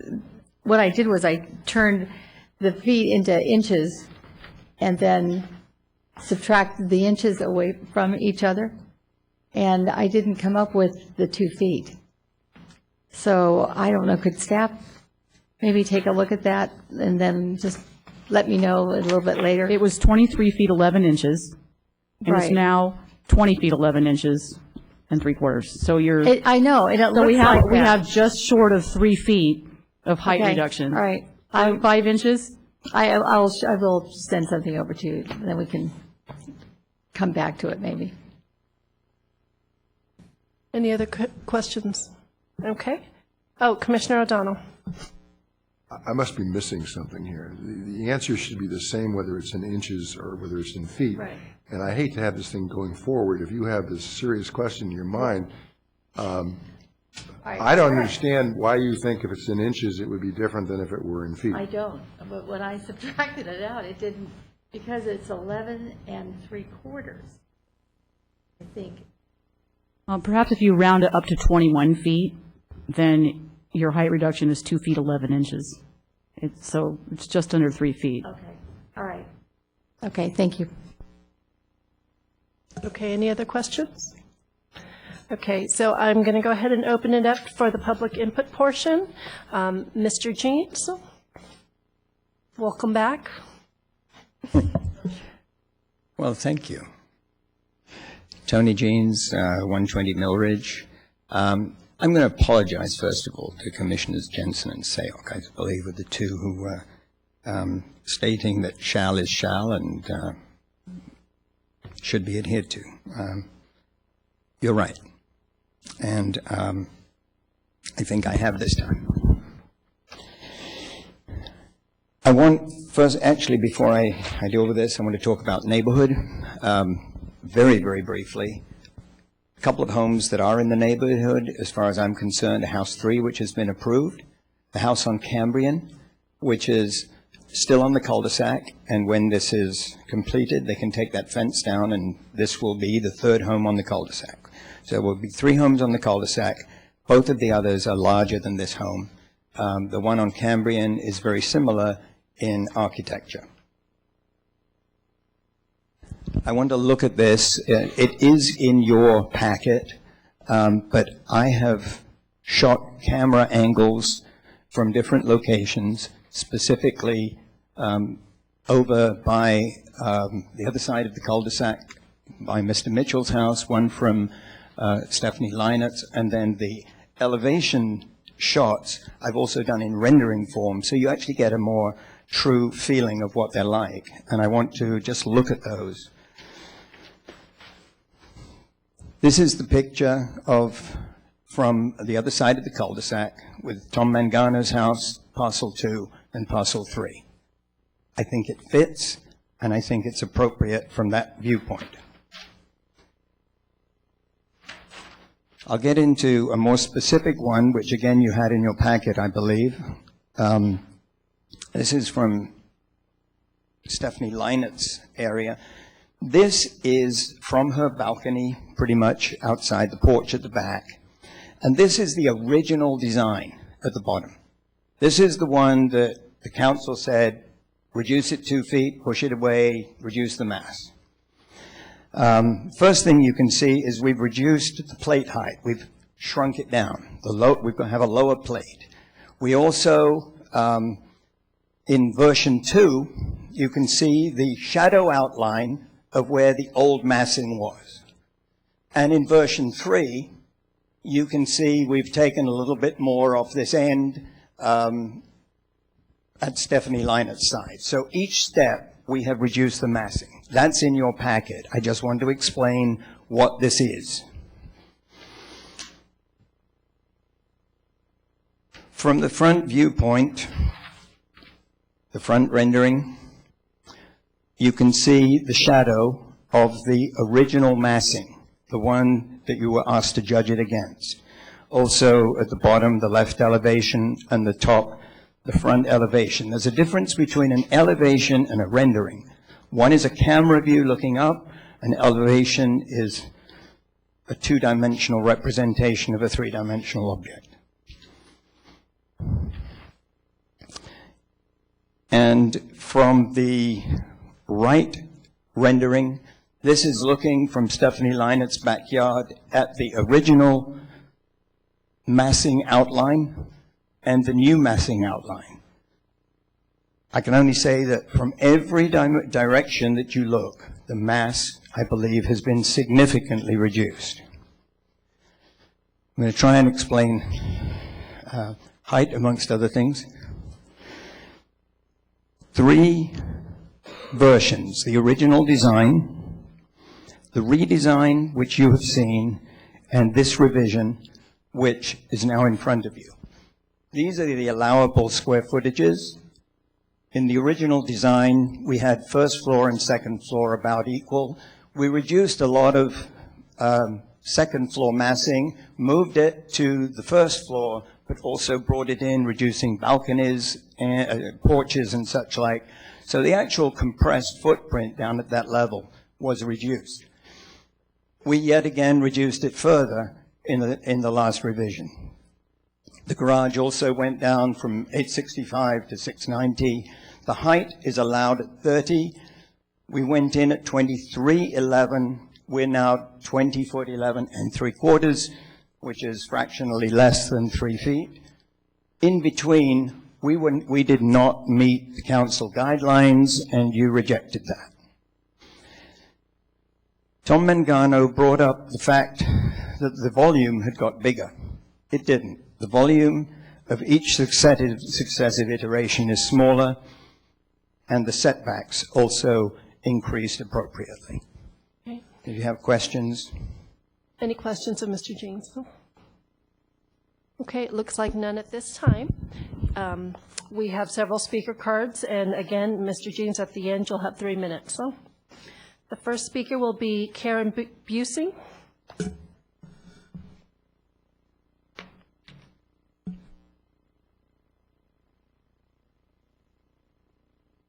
Hello, my name is Karen Busing. I reside at 15892 Union Avenue. I would like to address some of the issues that concern me about the proposed house at Lot 2. From Union Avenue, when looking at the story poles proposed as they are now, they look okay. But if you walk into the yard of Stephanie Linus' home, a very high-profile house on Lot 2 greets you.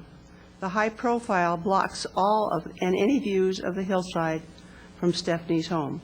The high profile also prevents any measure of privacy. Walking into Tom Mangano's property at 112 Panorama, a similar issue awaits. The 80-foot-long proposed driveway that runs next to the property line between Tom's home and the proposed building 2, only feet from the property line and only feet from Tom's patio, is rude to say the least. One can only imagine the noise level that will be generated by owners entering and exiting their house along the driveway.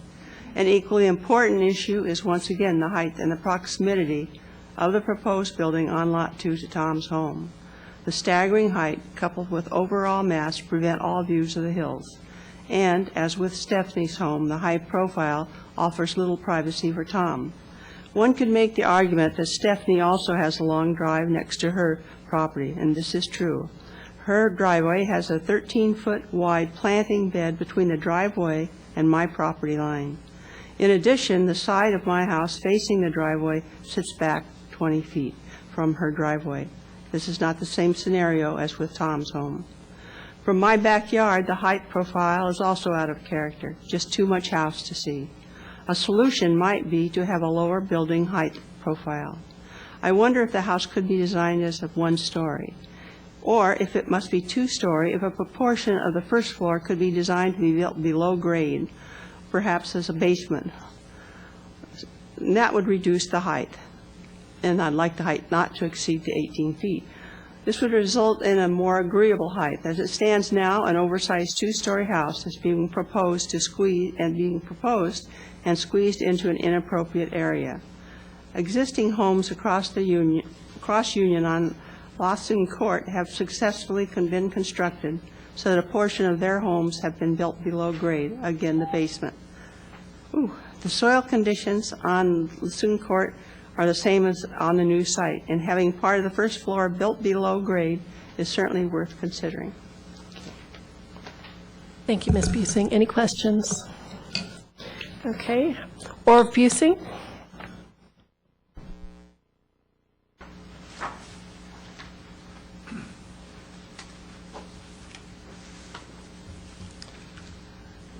Good evening. I'm Orv Busing, 15892 Union Avenue. I'd like to address 2 points this evening. First, the visual impact as a result of the design and the location of the home on the lot. One good thing that has resulted from this is I've had an opportunity to spend some time reading the new general plan, which I did before, and I'm sure you are far more familiar than I. But with regard to this, and I can see now it's going to be a little difficult to see, but I'm not used to this. I can see that it's going to be a little difficult to see, but this is regarding the residential neighborhoods and the goal 6 to promote and protect the physical and other distinctive qualities of the residential neighborhoods and to reduce the visual impact of the new construction. And in particular, policy CD 6.4, where the last sentence on here should not take advantage of scenic views, nor should not create specific or significant ecological or visual impacts affecting open spaces, public places, or other properties. And the or other properties is what I'm talking about here.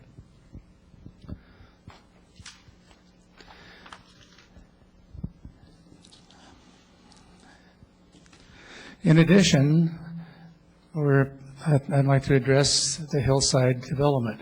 This is right on the fringe of the hillside development, and I believe it applies because the visual impact of the hillside development, the town council spent a lot of time talking about the visual impact of hillside developments as well as other characteristics. As a matter of fact, insomuch as referred to you in their minutes to take a look at pages 10 and 21, I believe, with regarding this. And this is to preserve the natural beauty and integrity of the mountains. And the policy CD 13, the visible mass shall be reduced through such means as stepping structures up and down. And again, skipping down to near the hillside that significantly impacts view sheds. I think you're going to see some pictures this evening. The view shed has been, of the ridge views, has been eliminated by the adjacent properties to this home.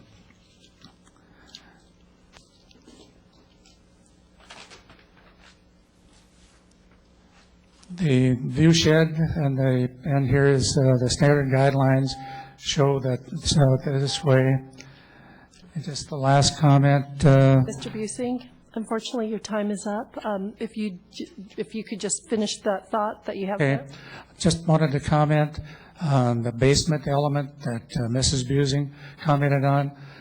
And Lassoon Court, 5 of the 6 homes have basements and have designed and engineered, and I'm not an engineer, but I think the fact that there's a lot of clay there. And I know I raised the question all along about the surface water. We did address that, but I believe a basement could be very well designed for this property to lower the height. Okay. Thank you, Mr. Bruce. Any questions? Okay. Stephanie Lynette. Lynette. I apologize for that. I know. I'm having a rough night with names today. Last time I said I lived on University Avenue. Stephanie Lynette, 15910 Union Avenue, and I'm very happy about Gardinos. It is clearly, the back end of the house has been reduced in size, or at least the feel of it. I know that Tony has worked hard on that. And I get concerned in a couple ways. Number one is walking out the back door, not the back door, when opening up the front door of the back unit. This is what the back unit person is greeted with when they see that. I think one of my biggest concerns is looking at lot number 1 that they say is not being addressed, and yet I do know that there's the netting up representing the garage that totally eliminates the view from both bedrooms and bathroom. I can't even see the sky anymore. I'm being told that that will be the largest of the houses of the 3 developments. And I look at something like this and I think, oh my gosh, it's good. It would be taking the whole upstairs, attaching it on and making it even larger. And I know right now if you, I don't know who was able to go, I know Mrs. Talasford did, onto my patio area. And my gosh, it looks just beautiful now. It's so wide open because they took the existing buildings down. that's an illusion because I know Lot 1, being a one-story, is going to traipse right up in there. And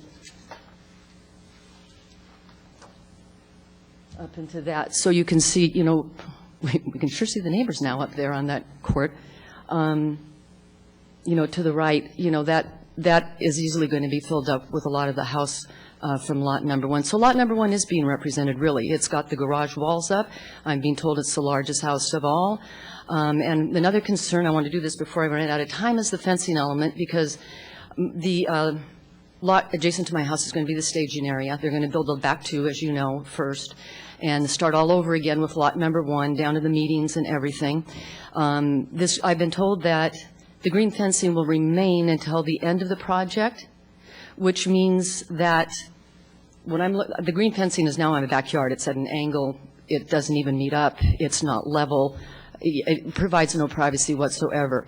But if lot 1 is done last, that is going to be like 3 years of this green fencing being up. And it just doesn't seem right to me to have that up if it depends on when the housing is done. That, and I would like to have limited weekend hours, if no weekend hours, because of the many years that this will take between the 3. Okay. Okay. Any questions? Okay. Thank you. Okay. Jeff Mitchell.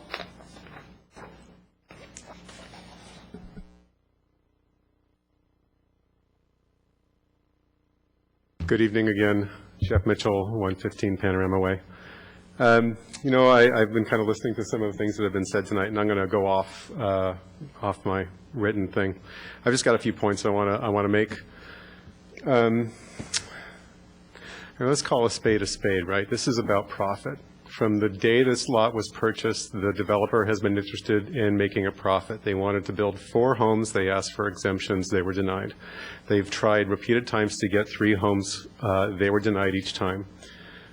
In all frankness, this process is horribly broken. You have, as a planning commission, given your opinions and come to your findings, and they've been overturned repeatedly by the town council. I find that to be somewhat disconcerting. I think that as the neighbors who have been unified in a desire for something reasonable, we've been articulate, we've been diligent, we've been aggressive in educating ourselves as to the town codes. We've presented town codes that specifically defend the neighborhood to be maintained in a fashion that is consistent with the architecture. The town council, after your denial, saw fit to approve a 3-lot subdivision, and during that same motion, they actually approved a 3,400 square foot house at the end of a street that has 1,700 square feet as the average. Anybody going out to that property and walking Panorama Way would look at that property and they would recognize what an atrocity it is to put 3 homes on that lot where 2 should have been. As I understand it, this is, you know, the deed is done. Apparently there's nothing we can do, sans legal battle, to undo what the planning commission, or excuse me, the town council has done. But I could give my kids 5 triangles and 5 rectangles and line them up in a row and say, finish this pattern. They wouldn't stick 3 triangles in there. They would stick another rectangle and another same size. This deviates. The DeBella home is no more than of a neighborhood, as it were, than Leawood, with the size of the fence that's between it. And Tony's, you know, fuzzy logic around trying to paint a picture that you could remove the fence and that would complete the cul-de-sac is ludicrous. You just have to go out there and look at the property. I assume you all have. This is unreasonable. The neighborhood has always wanted a reasonable development. You know, I taught my kids that, you know, just because you can doesn't mean you should. This should have never been put through. And the fact that I've had to spend 3 years of my life consistently researching, presenting, and debating this is extremely off-putting when the end result seems to be that there's little consideration given to the community than there is to the developer. And I think that's all I have to say. Thank you, Mr. Mitchell. Any questions? Okay, the next speaker is Tom Mangano.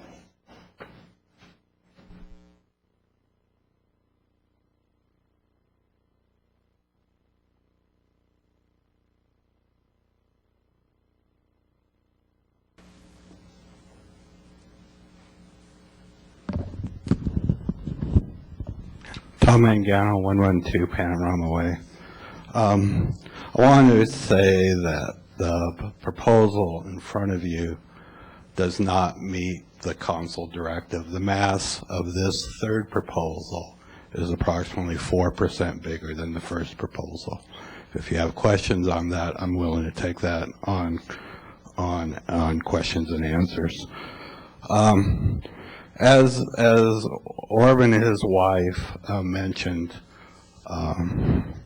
there's a community expectation in the guidelines, and there's a general plan that says property owners have some right to the ridgeline views. This proposal takes all my ridgeline views. This standing in the middle of my backyard, I lose the ridgelines.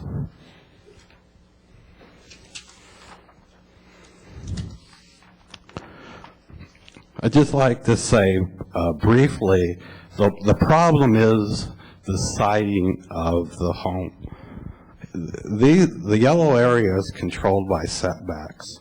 The green area are considered outbuilding guidelines, where in fact 15 feet would be the maximum. And if this was hillside guidelines, it would be 18 feet. The problem is siting, not necessarily the house, it's the site that this house is being put in.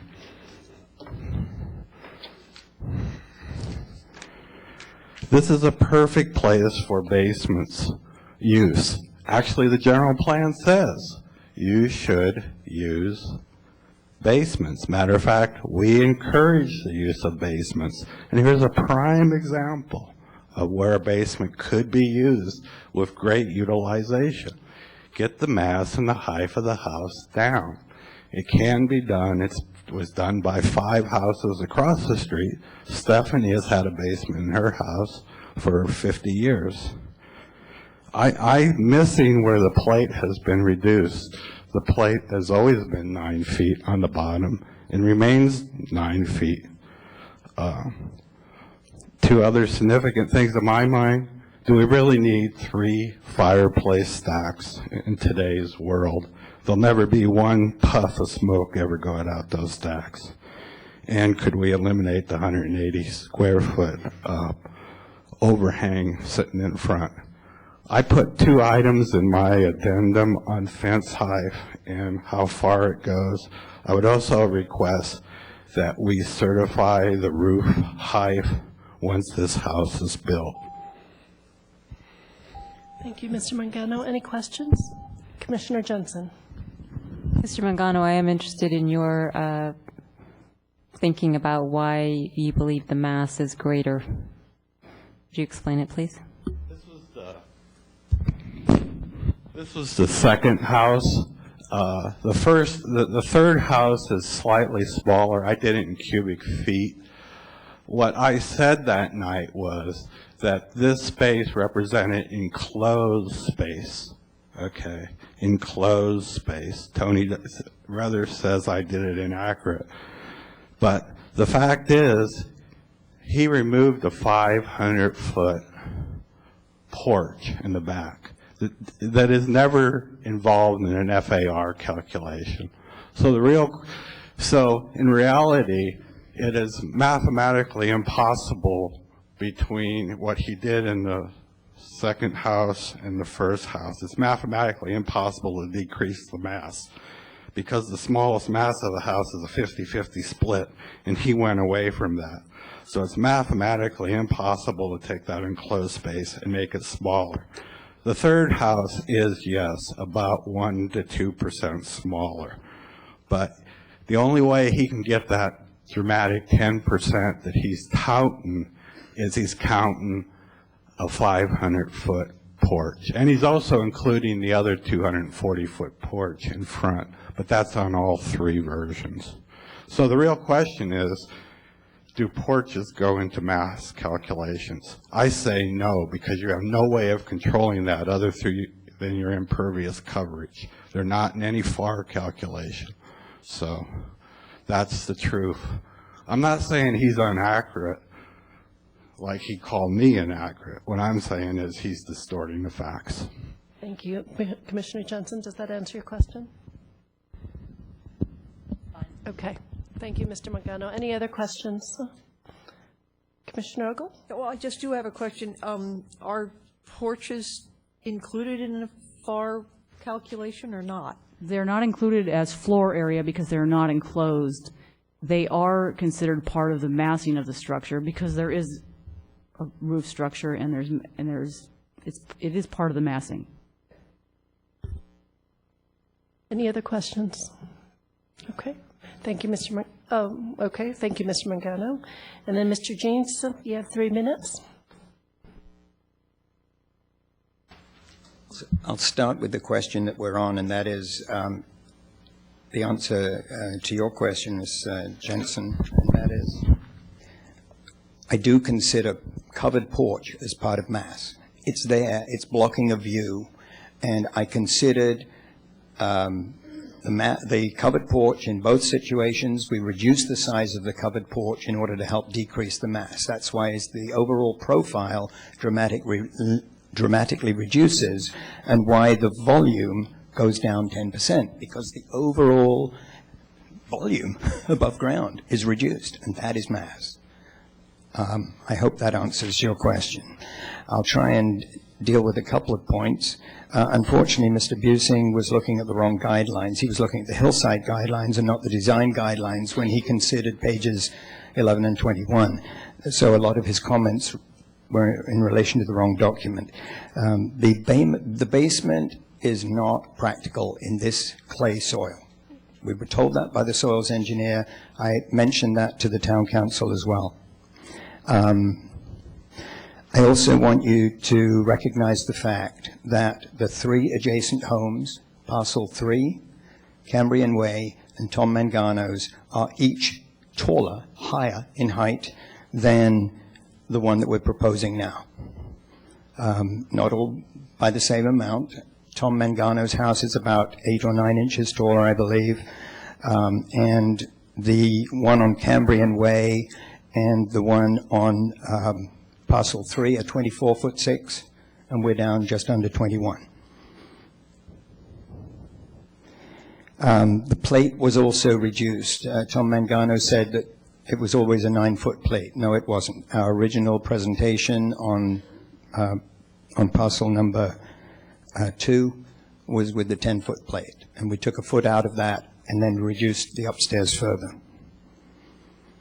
I think those address the points. If you have questions. Commissioners, any questions? Commissioner Telesfor? Hi, I thank you for your presentation. I have a series of questions, so I'll just start and then I'll stop and then I'll come back. Okay. Give people a chance. But you just talked about this basement and that the soils engineer said it was not practical. Can you please tell me and the commission what that means, not practical? Does it mean it can't be done, or it's just a little more complicated to achieve? I guess anything could be done, but not being practical means that the likelihood of the basement failing is so significant in the kind of soil and the underground water that you have in that area that it is very dangerous to do it, from both an economic and also a practical standpoint for any future owner. So all of the homes in the area have sump pumps because they have underground water. A lot of them run all the time. It's not a good area. When Mr. Grant initially demolished the house, he was going to dig the pad, lay the pad out for the house that was approved. The equipment sunk in the ground. So he has to wait another couple of months or lime treat the soil in order to deal with it. You cannot put a basement in that area. Okay. Now another question. May I continue? Thank you. There's a confusion about the height of Mr. Magano's house and this proposed house, and I think it's from grade. So is his house from where this development is going to be built, parcel number 2, and Mr. Magano's, where are we on that? Is his higher at grade, or will this one be? What's the difference here? If you look at the streetscape, which is on the title page at the bottom, you'll see there is a very slight uphill slope on the end of the street. I believe there is about a 1-foot differential. Mr. Mangano's starting elevation being about a foot lower, maybe, at the property line. At the actual finished floor, I'm not sure. Maybe it's 18 inches. So Mr. Mangano's house, when you're standing at the street looking at the house, will be approximately a foot taller than the one that we are proposing, but the actual peak of the roof will probably be about the same or even fractionally lower, because you're actually walking up a little bit to get there. But you normally consider the height of a house from the ground to the roof. You don't consider from height above sea level.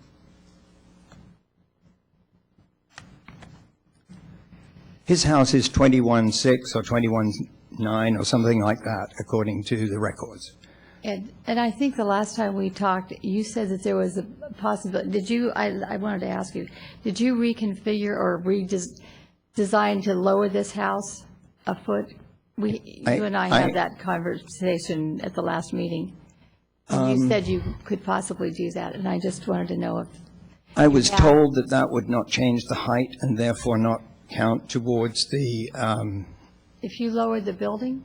Correct. Grade on that, it wouldn't change the height? It would not change the height according to the calculation done by planning.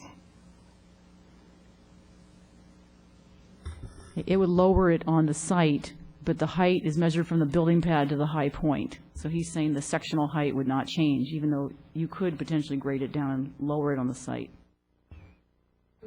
Ultimately change? It might change the relationship of that house relative to the adjacent house, Mr. Mangano's house, but the sectional height wouldn't be lower. It would sit on the site. It could potentially sit down lower on the site if they could do that and not have a drainage issue, because that's the other thing I'd be concerned about, lowering the pad too much so that the drainage didn't work. You want positive drainage away from the foundation. Well, we have two people we're considering here, that Mr. Mangano's, but also Ms. Linus. Right. And whoever else is in the back of her, so. I would, if physically lowering the ridge an additional 6 or 9 inches would help in your deliberation as an additional condition of approval, if that's the way you go, that could be done. However, it would increase the off-haul of dirt by maybe 100 yards at that amount, and anything in excess of 6 or 9 inches would make the drainage not work to panorama. But we could definitely, with Mr. Grant's permission, accept that and implement it as a condition. The height of the house would not change, but the ridge would drop 6 or 9 inches. Right, I understand that. So a follow-up to that, just because under the town council's direction to Mr. Jeans, it did say to lower the height by at least 2 feet.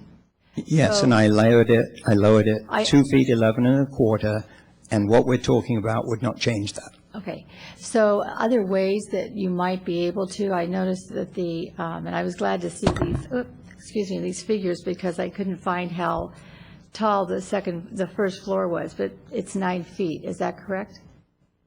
Correct. Yeah, so is there in some other areas of the house that you could lower other ridge lines? No. you couldn't do that? Okay. No, we've gone, I promise you, I've gone as far as we absolutely can, short of eliminating the second story. And Mr. Mangano has a small second story. This has a relatively small second story. Parcel 3 has a second story. All of the houses on Leawood Court have 2 stories, and they may or may not fall within your purview of the neighborhood. I don't think it's appropriate to try and do it anymore. Thank you. Thank you. Any other questions? Actually, Mr. James, I do have 2 questions. There were 2 suggestions that Mr. Mangano had when he was last up in helping reduce the mass. One was with regard to the fireplace stacks, and the second was with the overhang in the front. What are your thoughts on those suggestions? The overhang was requested by the consulting architect to help reduce the visual impact at the front. I don't think it changes the massing at all. It would require a total redesign to eliminate it, because what we have done is we have used that as, let me just show you.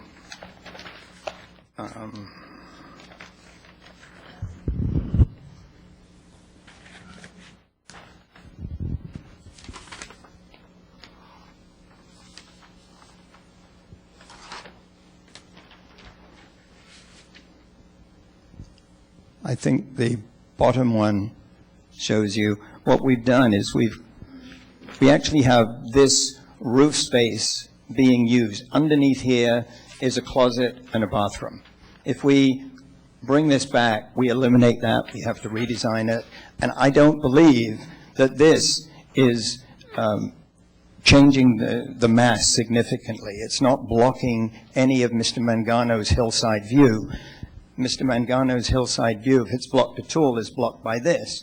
This blocks the 4-foot wall and the 6-foot fence on Leawood Court and the houses beyond. So I would say that is not going to help. I forget the second point that you The second one brought was up. the fireplace stack?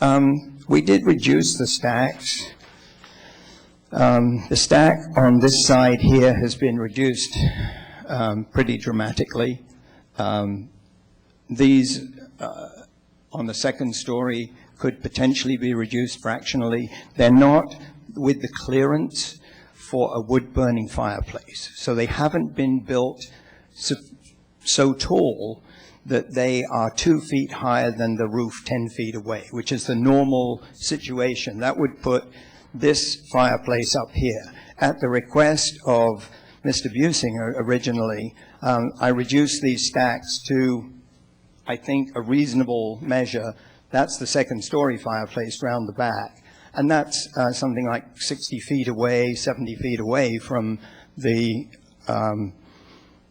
property line. So, we could conceivably squeeze a few more inches, maybe even a foot or so, out of the height of the stacks. But I would like to keep them for architectural purposes, which is what the architect wanted us to do, to help break up the line of the house. And there were also 2 more request that Mr. Mangano had, but this was in his desk item. I don't know if you have a copy of it. One was the common fence bordering parcel 2 and his parcel, that it be no higher than 5 feet, and that it must terminate 25 feet from the right-of-way from Panorama Way. Have you seen these 2? I have seen those. I think you will, if you ask staff, the normal 6-foot fence, which is what neighbors are allowed, have to finish out of the front yard setback, which I think is 25 feet. So I don't think that is relevant. I think it's a redundancy, but you should check that with staff. As to 5 feet versus 6, I think putting a restriction to reduce a fence to less than what is considered normal for the town and reasonable for neighbors to do might be a dangerous precedent. I'm not saying that could not be something that would be discussed.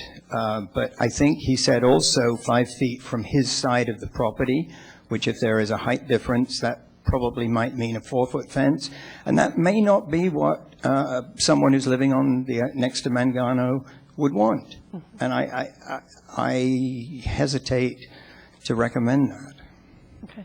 And my final question, with regards to staging with all 3 lots, how, and I want to be very sensitive to Ms. Lynette. I'm sorry. Lynette's, she's going to be living through this. Are there ideas that you have to mitigate the amount of turmoil that will happen to her life while you are constructing 3 lots? Well, first of all, I'm not constructing, but, and I do apologize to Stephanie for not responding to this. I did write it down and then I skipped over it. The intention of the fencing is to put a permanent fence along that property line as soon as the utility trenches adjacent to that fence have been built. And I believe that that is a condition in the, in either the improvement plan or in this. I'm not sure which, whether it was for the subdivision or for this house. So I believe that condition exists. Now, it might be nice if when that permanent fence is put up, a portion of the green fence be moved maybe 10 feet away from the permanent fence to give a buffer. That would be a 10-foot no man's land. It kind of would give a double layer of fencing. Does that make sense? So that you'd have a permanent fence and then 10 feet away you'd have the green fence when it's moved to and replaced by the permanent fence. And that would keep a lot of the dust, a lot of the noise, a lot of the traffic, et cetera, away from the away from Stephanie Lynette's property. Now, obviously, that would change as soon as you start building house number 1, but we're nowhere near that yet. We'll be visiting you before then. Thank you. Any other questions? Okay. Mr. James, if you could answer that offline. And if there are no other questions, I'll go ahead and close this public input portion, and I'll open it to my commissioners for questions, comments, deliberations. Commissioner O'Donnell? I went out to the property today and walked around the property and did look at the story poles, and it appeared to me, and I throw this out again because I know everybody's looked at this, it did appear to me that there was what I would consider a substantial reduction in the massing of the building based on the story poles and based upon the documents that are submitted before us that we've now discussed. And we look at the various elevations and showing what the previous elevations were. So it appears to me that the neighbors' concerns, which I think are bona fide concerns, is that their views will be interrupted. There are other considerations. But the question simply, to me, becomes, is there a right to build a home here? And if there is a right to build a home here, then how do we mitigate that home so as not to unfairly disadvantage the neighbors? And it does appear to me that this has been reduced now 3 times. So unless you say that there is no right to build a 2-story house, notwithstanding that Mr. Mangano has a 2-story house, then it gets us back to the neighborhood. The council told us if we listened to them, which I watched while they discussed this, unfortunately I was not particularly guided by that conversation they had, and the original document that we're to look at, which clearly nobody's following, and certainly the council hasn't followed. To me, and I said this when it was last before us, the neighborhood is broader than the house across the street or a couple of houses across the street, the 2 houses on either side of it. And if in looking at the council, looking at the minutes for the council, it appears to me that the neighborhood is broader too. So I believe the neighborhood is like pornography. You know it when you see it. I think that neighborhood, if it is not defined simply to be Panorama Way, does allow two-story houses. If someone takes a different view and says, no, it's Panorama Way, then you have Mr. Manano's house, which is 2 stories. You have the house that's been approved by the town council, which will be, as I understand it, 2 stories. So, again, you're getting into that. These 2 stories that are being proposed here seem to me to be sensitive to the massing and the height. One story, I'm sorry to interrupt you. Well, I appreciate your sorrow. Mr. Mitchell, I'm going to have to give you a warning. Please do not talk during the deliberations. Notwithstanding having said that, I will accept that as being correct, and I'll defer that to I'm not just trying to stand on a fact that isn't a fact. So, but what I am saying is, let me defer for a second and ask the staff. The house that was approved by the council, does anyone know whether that's 2 stories or 1 story? I know the height's over 24 feet. I thought it was a 2-story house. But well, if it's a 24-story single if you look at the rendering behind you, it shows that parcel. Okay, well, that must have slipped by the commentor, but it appears to be a 2-story house, and in any event, it's 24 feet high, which is higher than this house. So where I am at this point is simply, are we going to allow a house to be built here? And if we are, is this height a reasonable height? I believe that it is. Has the massing been sufficiently reduced? I believe it has. So I throw that out because massing in some senses is a subjective judgment. And what I did was to look at the 3 iterations of this building to see that what I believe to be substantial reductions in the massing. It may not be enough for everyone, but I think at the moment I believe that it is substantial. So I throw that out as a discussion point. We've been through this now, I guess, 3 times or whatever it is, and hopefully we can at some point bring it to a conclusion. Thank you, Commissioner. Commissioner Erickson. Seems to me that we have relatively clear direction on several points from the council. They've taken specific action. They have reiterated the finding that that the parcel was divided into 3. That was not what this commission recommended, but that's not relevant at this point in time. So there has been granted by the authority, the ultimate authority of the town, the right to build 3 houses on the original parcel of land. So that question is aside. So we're going to build 3 houses on the piece of property that was originally a single parcel. They've asked us to, so it seems to me the approval turns on the understanding of several words and what the meanings those words take on. One of those words is neighborhood. In the residential guidelines, it says to us, respect the scale and character of the individual neighborhoods with an emphasis on neighborhood compatibility with the recognition that some change is inevitable. So the town recognizes that while one would respect the individual the character of individual neighborhoods, that change is somewhat inevitable when you look at it in a long view. So if I tried to understand what neighborhood meant, and that, so if I were applying a mathematical definition to it in math, you would say that the set of all points which lie within a stated distance of a given point. If we were simply using mathematics to decide what neighborhood is, that's the meaning of neighborhood in mathematics as a field. I don't believe that the intent is to apply a mathematical definition to neighborhood in a town.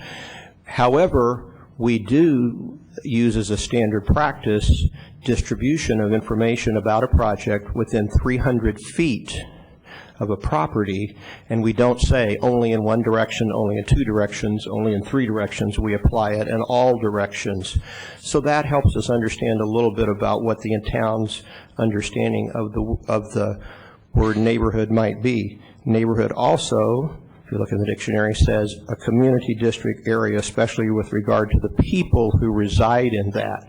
So for the people who are residing in the area to have concerns about and to understand their neighborhood and experience their neighborhood is also a relevant way to talk about it. So, but I believe if you take all of those into consideration, I would agree with the direction I heard the council that Commissioner O'Donnell did, that the neighborhood isn't simply Panorama Way. It does include the neighborhood that's adjacent to these properties in all directions. The other part that we're asked to consider is residential development shall be similar in mass, bulk, and scale to the immediate neighborhood. So there's 4 words in there that take on some meaning of importance. For me, I can't think about mass without thinking about bulk and scale. So I went to the dictionary to try to help understand what the words mass, bulk, and scale might mean. So scale, I'm paraphrasing a little bit, is a grouping or classification according to a standard of relative size. So one thinks about it, scale means how do things feel or group or classified in a relative sense. Mass, in no definition that I could find, in no thesaurus that I could find, is not equal to volume. In no definition I could find is mass equal to volume. So measuring, trying to interpret mass by using a volume definition, I can't find any basis for doing that. However, I got confusing meanings for mass. One said an expanse forming a cohesive, unified, or solid body. Another one said a body of indefinite shape and size, usually of relatively large size, like a lump. So if I thought about how do I think about mass, it's a reaction to something. So if something were an indefinite shape or size, usually relative, I would experience as a lump. So if I was thinking about, if I looked at a house, if I looked at a rendering of a house, if I looked at the elevations, and they appeared to be a lump to me, if you would, because they had an indefinite shape and a size that appeared too large, I would likely conclude that the mass was too large and that it was out of proportion to the place. Bulk is clear, a form of great size or weight. It has a much clearer definition. So if I try to understand scale, mass, and bulk together, leaving volume aside because I couldn't find any basis for including volume in the standards of the town, it seems to me that I have to look at the intent of is this an indefinite lump on the property? I can't make that conclusion. If I use the neighborhood as in all directions, then I can't conclude that the mass of it is the mass or the bulk is out of proportion to the neighborhood, and that the scale isn't consistent in a relative size to the neighborhood. So if I apply all of those definitions, and that seems to me where we are and how we are asked to judge neighborhood compatibility. Thank you, Commissioner Erickson. Any other thoughts that any of the commissioners would like to share? Commissioner Ogle? Yeah, I did go out and look at the site today, and when we were doing neighborhoods and looking at how we looked at residential guidelines, the issue of what you looked at and where you looked was very important, and it seemed to me that this was a very transitional piece of property. So it's sort of, where you sit will sort of depend upon where you stand, I guess, or backwards. And I think you could judge the mass of this looking sort of up the hill to the larger houses or down the hill or, around them to the slightly smaller houses. And I think it's important to allow for transitional housing like this in terms of mass. I think that was one of the considerations that change will happen, and particularly on lots like this where it is in between two very different types of housing. The mass has to be looked at slightly differently. So I think that maybe they've tried to reach an accommodation for both sides with this massing. Thank you.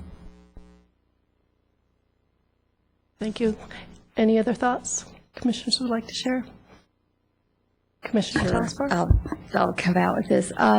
It's interesting in the comments from the town council, which is Exhibit 7 in our packet, on page 5, it does say that the maker of the motion clarified, this is the town council making this motion, clarified that if the planning commission decides to consider Leeward Court in determining neighborhood compatibility, that is acceptable. So, and there were also some other things. So I don't know that do we have to concur as a commission on that issue or not?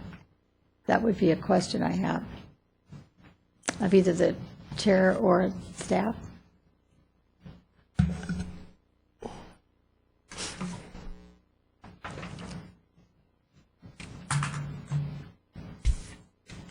Council was giving you guidelines, things to consider. That's not one of the necessary findings that you need to make. We've set forth the proposed findings if you can make a positive determination on this. It's not a finding, but it's something we could use to make a decision. You could use that as part of your discussion. Right. That's okay. So, all right, I wanted to be clear about that. Anyway, and as far as developing a property, everyone has the right to develop property, but they have a right to develop it in context and direction by the bodies that are at this dais and also with the town council when they're up making these decisions. And from the direction I see from the town council, it was height is different than reducing the mass. And the mass here, I do not think has been wholly addressed as it could be. A lot of it has to do with design. I've always said that. Design affects the massing of a property. And perhaps in this case, Mr. Jeans, who's a very clever designer, hasn't gone far enough. And we heard tonight, and I base that on what I hear from the people that will be most affected by it. Can it be a two-story house? Well, I suppose if you could mass it so it didn't. When I was out there today, or this weekend, it was, yes, building will happen, change will happen, but this is a change that could be managed and really mitigated. And I think that a little more reduction in the mass could help a lot. And I think that there's ways that Mr. Jeans could probably do this. I can't design it, but perhaps this particular design isn't the one for right there. The 3 chimneys, I thought there were only 2, and now we have a 3rd chimney, it looks like to me, but I could be wrong on that. Do we need 3 chimneys? I mean, that adds visually to the impact. So whether I know the town, you said the town architect said you needed it for articulation, but maybe not on all sides. So that was one thing. I think there just could be some rearrangement, some more. And then the town council really talked about massing as it is affecting the spread, in terms of spread of the house. That's how the height should be viewed. So I take that into strong consideration, and I'm not sure that this design has met the direction of the town council. Okay, I'll go ahead and share my thoughts on this. This project, as evidenced by how long and how many appeals we've had with it, it's difficult. And I've been a staunch believer from the very beginning that the neighborhood is Panorama Way. And that if you look at the scale and this rhythm, that you should use Panorama Way. Unfortunately, the fact that an approved lot number 3, has been approved by council and it's been subdivided into 3, and you have an approved lot for 3,400 square feet, that throws a wrench into things because that is your neighborhood now. And so if I look at it strictly as I do with other homes, where you look at your neighborhood, and again, I still define it as Panorama Way, but you follow the guidelines of the 225, you can't ignore the 3,400 square foot home. And I was over there over the weekend, and I look at it, I stand in the court, in the, what is it, the cul-de-sac, and if you were to design a home for Lot 2 that is more in keeping with the rest of the homes on Panorama Way, so that it'd be 1,700, 1,900, then you'd make Lot number 3 stick out like a sore thumb. And I don't necessarily think that's the best thing for the neighborhood either. And so I've been going back and forth on this. What is best for the neighborhood? What is best for those that are immediately adjacent to lot number 2? It's a difficult situation because, as one of the speakers says, siding it's more the siding than the actual design. And the fact that it has been approved to build a home on lot 2, I do think that the applicant has developed or designed a home that provides a compromise between what the developer wants, is entitled to build, and what the adjacent neighborhood would like to preserve. And you know, as I said with the last application before us, personal preferences have to be set aside. I have to do it by the book. And I do think that what we have before us is in keeping with the guidelines and the direction that town council has given us over the course of these last 3 appeals. So that's where I am on this issue. So that being said, I'm going to look to my commissioners, anyone who can attempt a motion.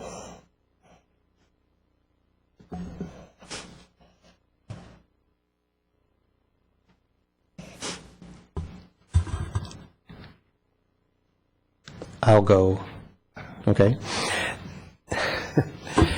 I would move that we approve architectural site application S0933, and that we make the required findings that are set forth in section 2, and that the project as proposed, the size of the proposed residence within the allowable FAR of the property, and it's within the range of house sizes, and therefore meets within the immediate neighborhood, and is in compliance with the residential guidelines, and and what has been proposed meets the requirements that also that the council laid out in its action and its direction to the Planning Commission.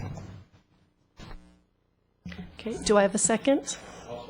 Okay, we have a motion by Commissioner Erickson and a second by Commissioner O'Donnell, a motion for approval. Any comments, or Commissioner Jensen? To make my comments after the motion instead of before. I'll support the motion, but for only one reason, and that is that as opposed to the last item, we have clear and specific direction as to this particular item in front of us that limits our discretion almost to nothing. I sympathize with Mr. Mitchell, his frustration. The Planning Commission originally denied the subdivision. That was overturned by the Town Council. We made another decision. It went on appeal. I think it went on appeal again. But now we have a resolution. It's come back to us with specific direction. And the only discretion we have is to figure out whether or not this house has been lowered by at least 2 feet, and whether or not its massing comports with council direction. And the council discussion has indicated that they think the subdivision is appropriate. They've approved a 24-foot house. So this commission has extraordinarily limited discretion, and because of that extraordinarily limited discretion, I think that I don't have a choice but to support the motion. Any other comments? Okay, I'll call the question. All those in favor, please say aye. Aye. Aye. Aye. All those opposed, say nay. Nay. Okay. So the motion passes 5-1 with Commissioner Talasford dissenting. Thank you. And Ms. Bailey. This decision is appealable to Town Council. The appeal must be filed within 10 days. There is a fee for filing an appeal, and the appeal form is located upstairs in the Town Clerk's office. Okay, that concludes our public hearings for tonight. Do we have a report from Community Development? Yes, I just want to report on 2 items that went before the town council. One was on Pennsylvania Avenue, which was the 2-lot subdivision.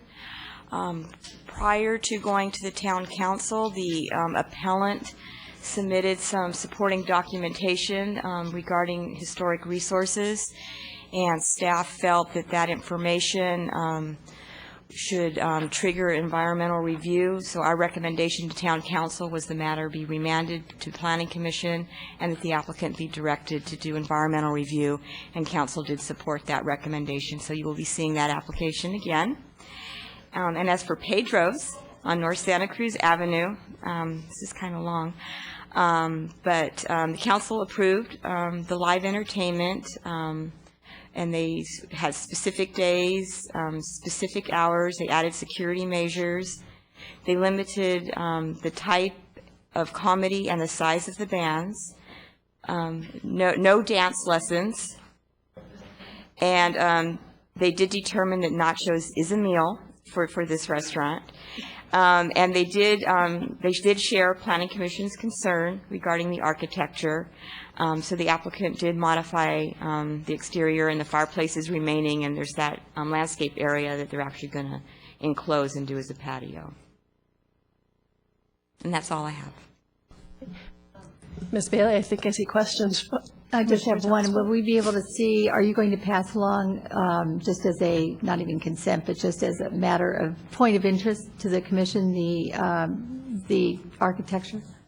Yes. The illustration of it? Yes, we can do that. Okay, thanks. Commissioner Erickson, did you have a question? So if I understand you right, Ms. Bailey, the town council ruled that nachos is a meal. So in the future, if we have meetings that back up, in the afternoon to the planning commission, we could anticipate the potential of nachos as a meal option? At this specific restaurant, due to the type of restaurant that it is. Nachos is a meal So was this- only at Pedro's? Yeah. So that was not a general finding of the town council to apply in the town? And a DJ is not live entertainment except for at, never mind. Any other questions? Okay, commission matters. Anyone would like to share anything? Okay, well then we are adjourned.